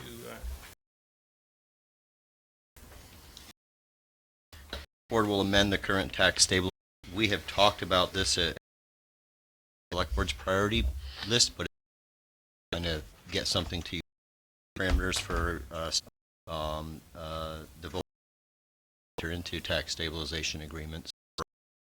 And looking at it was quite precise, and in some cases, circumstances that are out there. We're an existing building, not going to increase the grand list, but it's going to bring the corporate. Not be a question of a development. Just can't make it affordable. So maybe basically the policy and I can't tell you how many companies have come to us and said, hey, we'd like to come and do business, and your policy works, because it doesn't necessarily. So the thought was to give you folks back the authority that you already have to look at each on a case-by-case basis, and then you can establish whatever terms and conditions you want as each individual case may merit. Thank you. Doug. Okay, comments, questions for Doug? Mike. Oh, and I go see. Go ahead, Sue No, can no. go. I was just, I appreciate your explanation, because my questions were, what was the catalyst for this now? And your answer is that it's on your list. And then I couldn't get the flexibility out of it, so I'm glad that you explained what that flexibility was. So, thank you. Thank you. Okay, Mike. I think these are pretty simple. On page 3, second paragraph down, there are strikeovers for designating a particular area, evidently to provide that flexibility going forward. But then in that same paragraph, we refer to and I'll just pick it up kind of in the middle, who are not delinquent on any tax or utility, the line before that. Improvements to real property or the creation/retention of jobs in Essex by applicants within the above designated areas. So in other words, we're striking the designated areas that we refer to later on in the same paragraph. So I just wondered if we could just tidy that up. Sure. How about within eligible areas? There you go. We say up above. There you go. Right.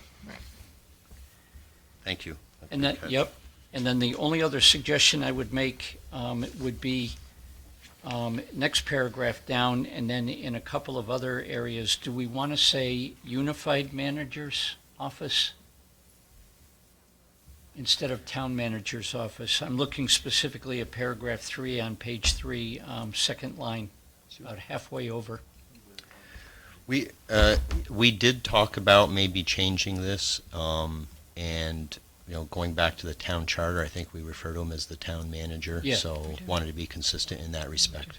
I kind of expected that answer, but I thought I'd raise it anyway. Okay. So this gives us a little better tool in our very limited economic development toolbox. Basically. Hopefully, yes. Yep. Okay. The only, excuse me, just to come back to that point real quick, I guess I would ask you to think about it again, because we make reference to the junction several times in here. And again, I just thought unified manager might be a better way of making sure that that's inclusive of both areas. But it's a junction as it being part of the town. I'm aware of that. I'm aware of that. We'll go through it Just a again. suggestion. Yep, we'll take a look. Irene? My understanding is trustees have their own policy, correct? Yes, they do. Okay.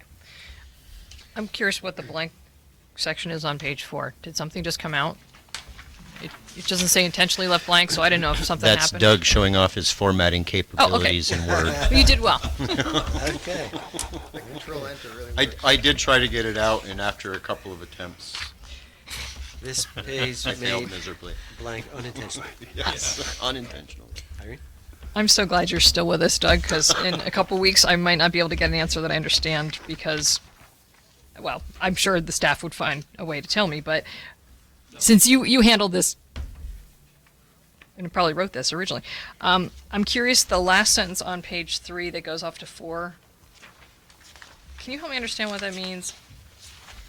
That agreements are entered into for a certain period, I get that. And they generally apply to reductions of tax liabilities resulting from growth in fair market value of real property, which means to me that the property all of a sudden is worth a lot more than maybe they paid for it, so they need a tax reduction, otherwise they won't be able to afford their taxes. Is that what you're saying with that? Yeah, I'm sorry. Help me with The where bottom you of are 3 again. into 4? Right before your formatting feature. Yeah. Oh, okay. I'm just trying to make sense of it, and I think I understand what the first part of that means. That people are coming to us and applying for tax stabilization because for some reason the value of their property skyrocketed and they went, oh my gosh, I can't pay the taxes now. I used to be able to, but I can't. You can correct me if I'm wrong on that, but what I really don't understand is the next part after the or. Reductions of the municipal portion of taxes. Why are they asking for stabilization if their taxes have gone down? I can't wrap my head around that, but I know you can. Well, let me take a shot at it anyway. Again, going back to the original policy, it talked more about, okay, what can we do about what you're going to do to increase our grand list? Hey, you're going to come in and increase our grand list by $1 million. We will give you a break for that $1 million. Okay. And then we'll pick it up as we go forward. As I said, there are some scenarios where we may have a business that's in town that's basically threatening to leave. And it's not a question of, okay, we're going to increase your grand list and give us a break on what we're increasing it by for a period of time. It's more a question of, hey, what can you do to help us stay here? Reduce it. And that's a what that is. conversation that I feel the select board should be able to have with agree. those companies. Thank you. That's helpful. Yeah, I think, just to not belabor the point, but just to clarify, I think the point that Irene originally made is the process by which the assessor's involved and the town clerk calls for Reval? people to come and listen to grievances about taxes or that type of thing. This, I thought, was purely an economic tool in a way to either retain business or to attract business. The Board of Civil Authority Yeah. will hear it. Thank you. That's the one, that's what I was struggling for. Okay. Any other questions for Doug while we have him? Okay. I have little nits, but I'll just give this to you. Please Okay, do. What's the board's pleasure on this one? I would move approval. I would move adoption of the proposed changes to the tax stabilization policy. Thank you, Irene. Do I have a second on that? Accommodating the input, Accommodating the input that you just heard. yeah, With Select Board. with select board input, thank you. Okay. I'll accept that You? friendly amendment. Okay. Do we have a second on that? I'll second it. You did, okay. Any further discussion on the proposed tax stabilization policy? Okay, hearing none, all those in favor signify by saying aye. Aye. Aye. Opposed, motion passes 4-0. Sam is getting Thank you. Andy. Thank you.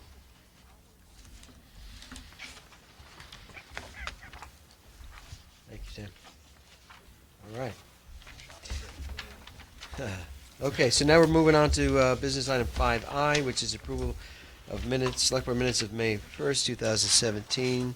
Do I have a motion? I would move approval of the select board minutes of May 1st with select board member corrections. Thank you, Irene. Do I have a second? Second. I think Sue got you. Okay. We'll start with page 1. Irene? I handed out a sheet to everyone that's two-sided and it has some suggested edits on that page 1 from Barbara Higgins. And I can read through them if you want. Do we get a copy there? That's those.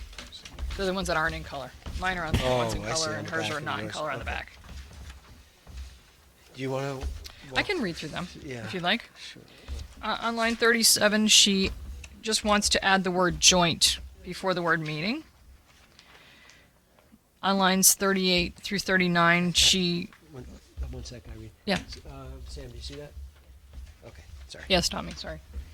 Okay. On lines 38 to 39, she asked that we strike the word felt and replaced it with supported going forward with the unified manager for the time being, but believes a thorough evaluation still needed to be done, period. And then striking all the other words in between. Well, that's a big change.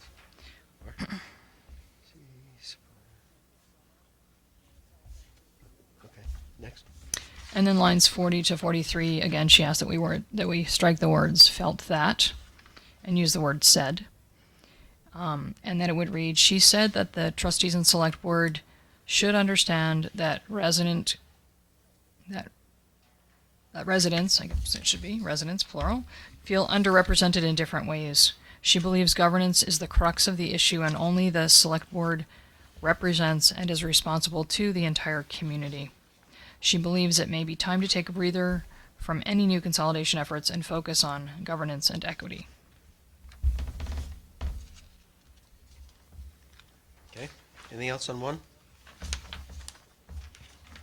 Page 2? I have one, Mr. Chairman. Okay. Page 40, line 47. Okay. I don't believe the blade was lifted all the way up. I believe it was the bed. Right, Is yep. that what you said? Yep, That, that's correct. that blade would have been, yeah, that would have been a guillotine. I was trying to picture this. Okay, anything else on 2? Irene? So on the reverse of Barbara's corrections are mine, and I have at the top of that page with the red ink on it several things. First of all, on line 59, I'd like to add the words at most after 6 or 8 people in the middle of the line. I know I read her stuff. On line 60, I'd like to add the following words, and you'll see them where the asterisk is, such that it now says, LPC also recommends that the search committee draw up a confidential document of what we're looking for, based on what we liked and didn't like about our current executive, without his involvement in the search process. LPC suggests we, and then it goes on.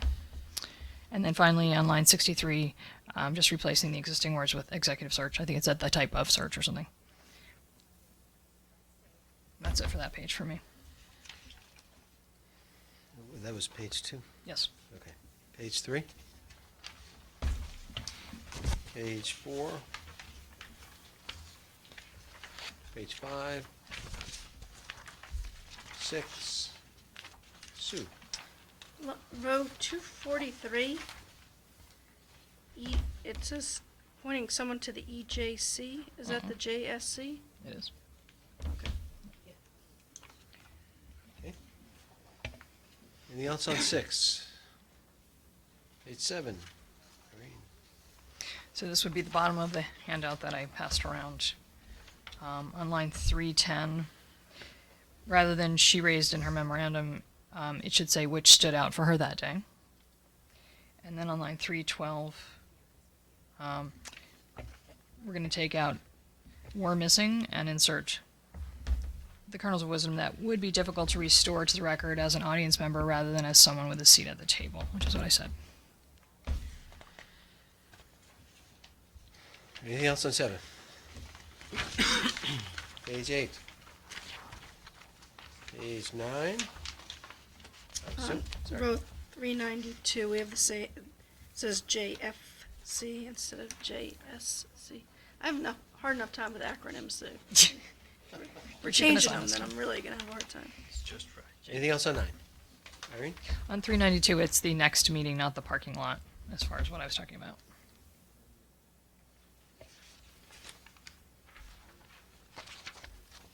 And page 10. Okay, all those in favor of the Select Board minutes of May 1st, 2017 with Select Board correction, signify by saying aye. Aye. Aye. Opposed? Okay, motion passes 5-0. We're moving on to business item 6, consent agenda. Do I have a motion? I move approval of the consent agenda with select board member comments. Thank you, Irene. Do I have a second? Second. Thank you, Sue. Okay, comments on consent?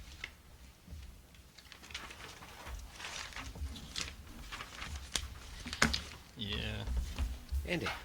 We always have the planning commission minutes in here, but we never, in my number of years on the board, we've never actually commented on them. I wonder if we could stop asking staff to provide planning commission minutes since they're available on the website. Okay, suggesting we get rid of the planning commission minutes and look at them on the web instead. Sue, looks like you have your hand. Yeah, because I have a comment on this planning commission minutes. So do I. And I actually had one at a prior time too. So, I mean, I'm fine with it if it's, somewhere else and we just have to actively go find it. I'm fine with that. Okay. Just. So that's I in do agreement like with to Andy, see- sounds like? Well, I do like to see them, so Yeah. however we see them. Okay. So, on the minutes from February 23rd, Okay. at the very end, there's a reference to, from row 99 to 104, and this was back in February. Chairman Brusso reported that he met with the Village Planning Commission to discuss the collaborative efforts to have a commissioner attend each other's meetings as an ex officio. And then, skipping on the next, Brusso reported his next step is to meet with the Village Planning Commission Chairman, Dave Nestico, meet with staff on proposals, and then go to both the Select Board and the Village Trustees. And I'm just curious where that stands, because this is quite a while ago. Good point. I can fill you in on that. Great. We checked with the attorney for the town and the village, and there's some state statute that says legislative bodies can appoint ex officio members to the planning commissions. But they need to, the interpretation of the statute was that the appointees have to be appointed from a different board. So, for instance, Select Board doesn't appoint the village planning commissioners. So you aren't going to be able to appoint them to your planning commission. It was a little nuance. But so basically the planning commissions have decided they're just going to have somebody kind of cross-share and go to the different meetings and be able to sit at the table and take part in conversation, but not vote.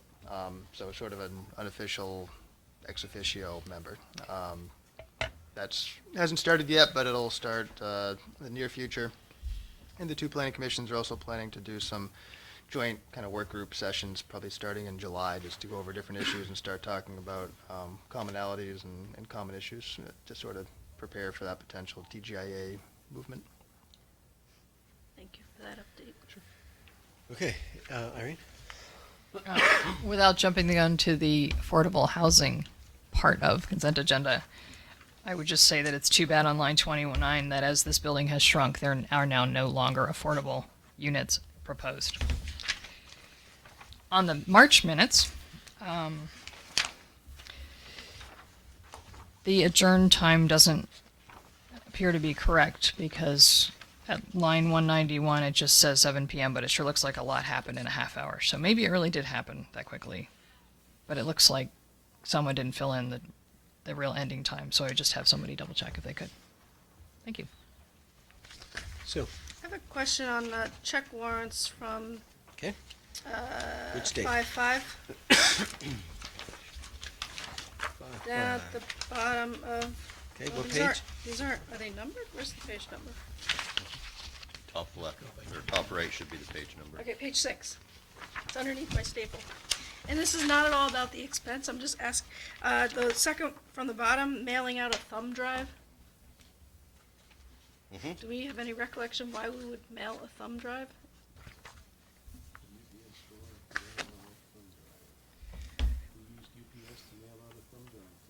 It is a stormwater expense, and SW is stormwater. So I can't tell you specifically, but I can find out. Just thinking with all the focus on protection of data, like. Yeah, don't know what was on it. You can check, right? You can find I will it. check. Okay. Yep. Thank you. All right, anything else, Irene? I see members of the Affordable Housing Coalition here in the audience, and I wondered if they had something to say about the item that they submitted, or if they want to wait till some other time. Or... It's not a coalition. My name's I'm just teasing. and I'm a resident. Yes, Essex, of course. And my goodness, you have a lot on your plate, as shown by the time. So, last thing I'm interested in doing is adding more staff burden to you or your staff. But Paula and I are both here because we do support both the town and the junction looking at what can be done to about affordable housing in the community overall. So you saw the memo.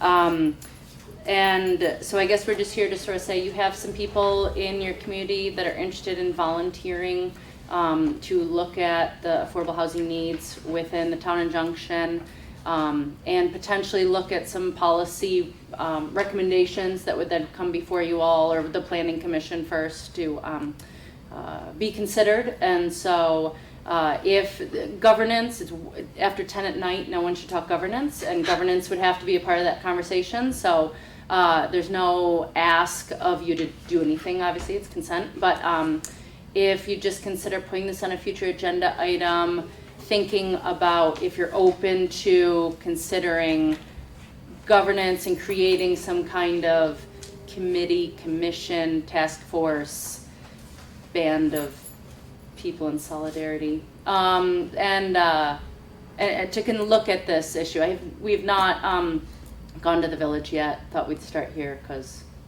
Paula told me to. To give you just some background, in the budget that was passed in town meeting, in it is some money for either look at affordable housing or energy project of some sort, or both. And I don't believe the decision has been decided from the planning commission as well. So that's, we see that there's that's an important item. And the other thing too, maybe Irene can comment on this, is that the Chittenden County Regional Planning Commission is looking into this, or maybe Greg can, into that as part of their work. And I kind of view the affordable housing as not a town issue or specific town, but it's a regional issue. It's a state issue. So I think we would need, if we were to do a committee, we need to be part of a bigger coalition of other committees out there, because I think to do it just by ourselves is not doing it the service that it really requires. Absolutely. wrote the CCRPC's Equus Plan housing chapter as part of my day job, and so you're absolutely right. When you talk about needs, you can't just look there. Although I would say that when you get into policy recommendations, I've been working with both the Williston group is looking at creating a housing trust fund, and been working with South Burlington and old work with Burlington, and so there may be some ways that we can take some of that need and put it into ways. Yeah, and I think the CCRPC could come up with recommendations for policy that could then be put into the various town plans as a region, Yep. right? Yeah. Okay. Great. Thank you for your patience to hang out here Yeah. this whole time. You guys get credit for that. Yeah. So, thank you. Paula, did you want to comment? Yeah, I have a slightly different I focus figured than you did. Mara. I really want to see a committee that's going to do information gathering for the town. We don't have anything like a committee that's going to tell us what our options are as far as affordable housing. And I know too many young people in their 20s and 30s that have good income that simply can't qualify or are paying so much rent that they can't come up with a down payment. So I don't consider this something we should wait on. So, actually, maybe a good segue in our consent agenda is this list of things that we call a radar list of select board work items, and in here are things that we deem are important, that we don't want to lose sight of, and that we'll get to as our workload allows. Again, there's a lot of important issues out there, and that's certainly one of them. So we can put it in our mix here. This is kind of a working document. Is it in there already? It's already is. there, but On I the was back. gonna make the suggestion that Greg just expand how it's represented, because it's represented Yeah. from, Paula, from what you input at the town meeting, but I think adding what Maura has here to kind of expand the item. Okay. The idea was that you would appoint a committee so you didn't have to do any work, the committee would do the work. And we weren't asking for any money. Thanks for pointing that out, Sue. Yeah. Okay, so yeah, it's on there. We'll modify that a bit further. So thank you. Any other comments on consent agenda? Mike? My radar list doesn't have anything on it regarding the town's ability to grant changes to tax payment day because of extenuating circumstances. Did I miss it? No, I forgot to put that one on there. We'll add it in. It's listed as sorry, a Greg. potential charter It, change, yeah, okay. okay. late Yeah. tax And, penalties. and in all fairness, the town, the unified manager did tell me that he was including that in that bucket, so my apologies.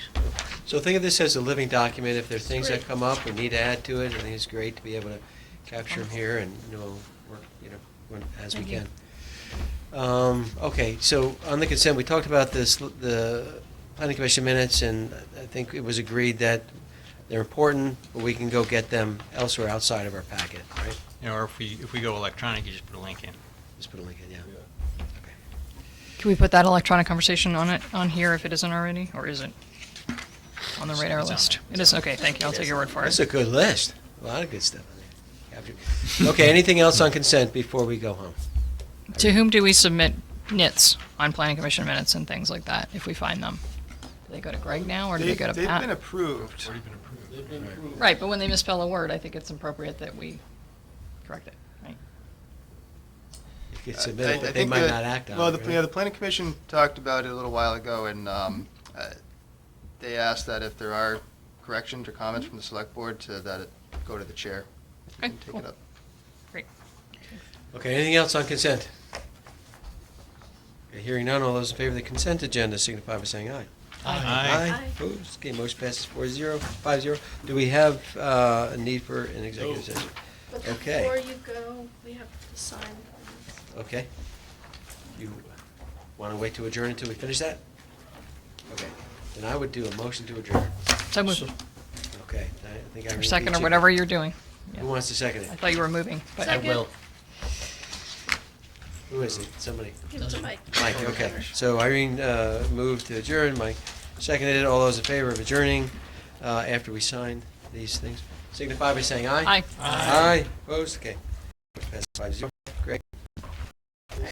Thank you, folks. All right, we have a license to sign, and I The have license, we have the a proclamation to proclamation sign. to sign. And you guys have all your stuff for the next meeting regarding the 1%.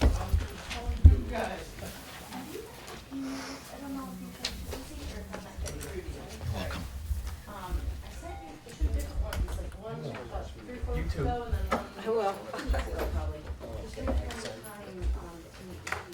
Oh, I was gonna say.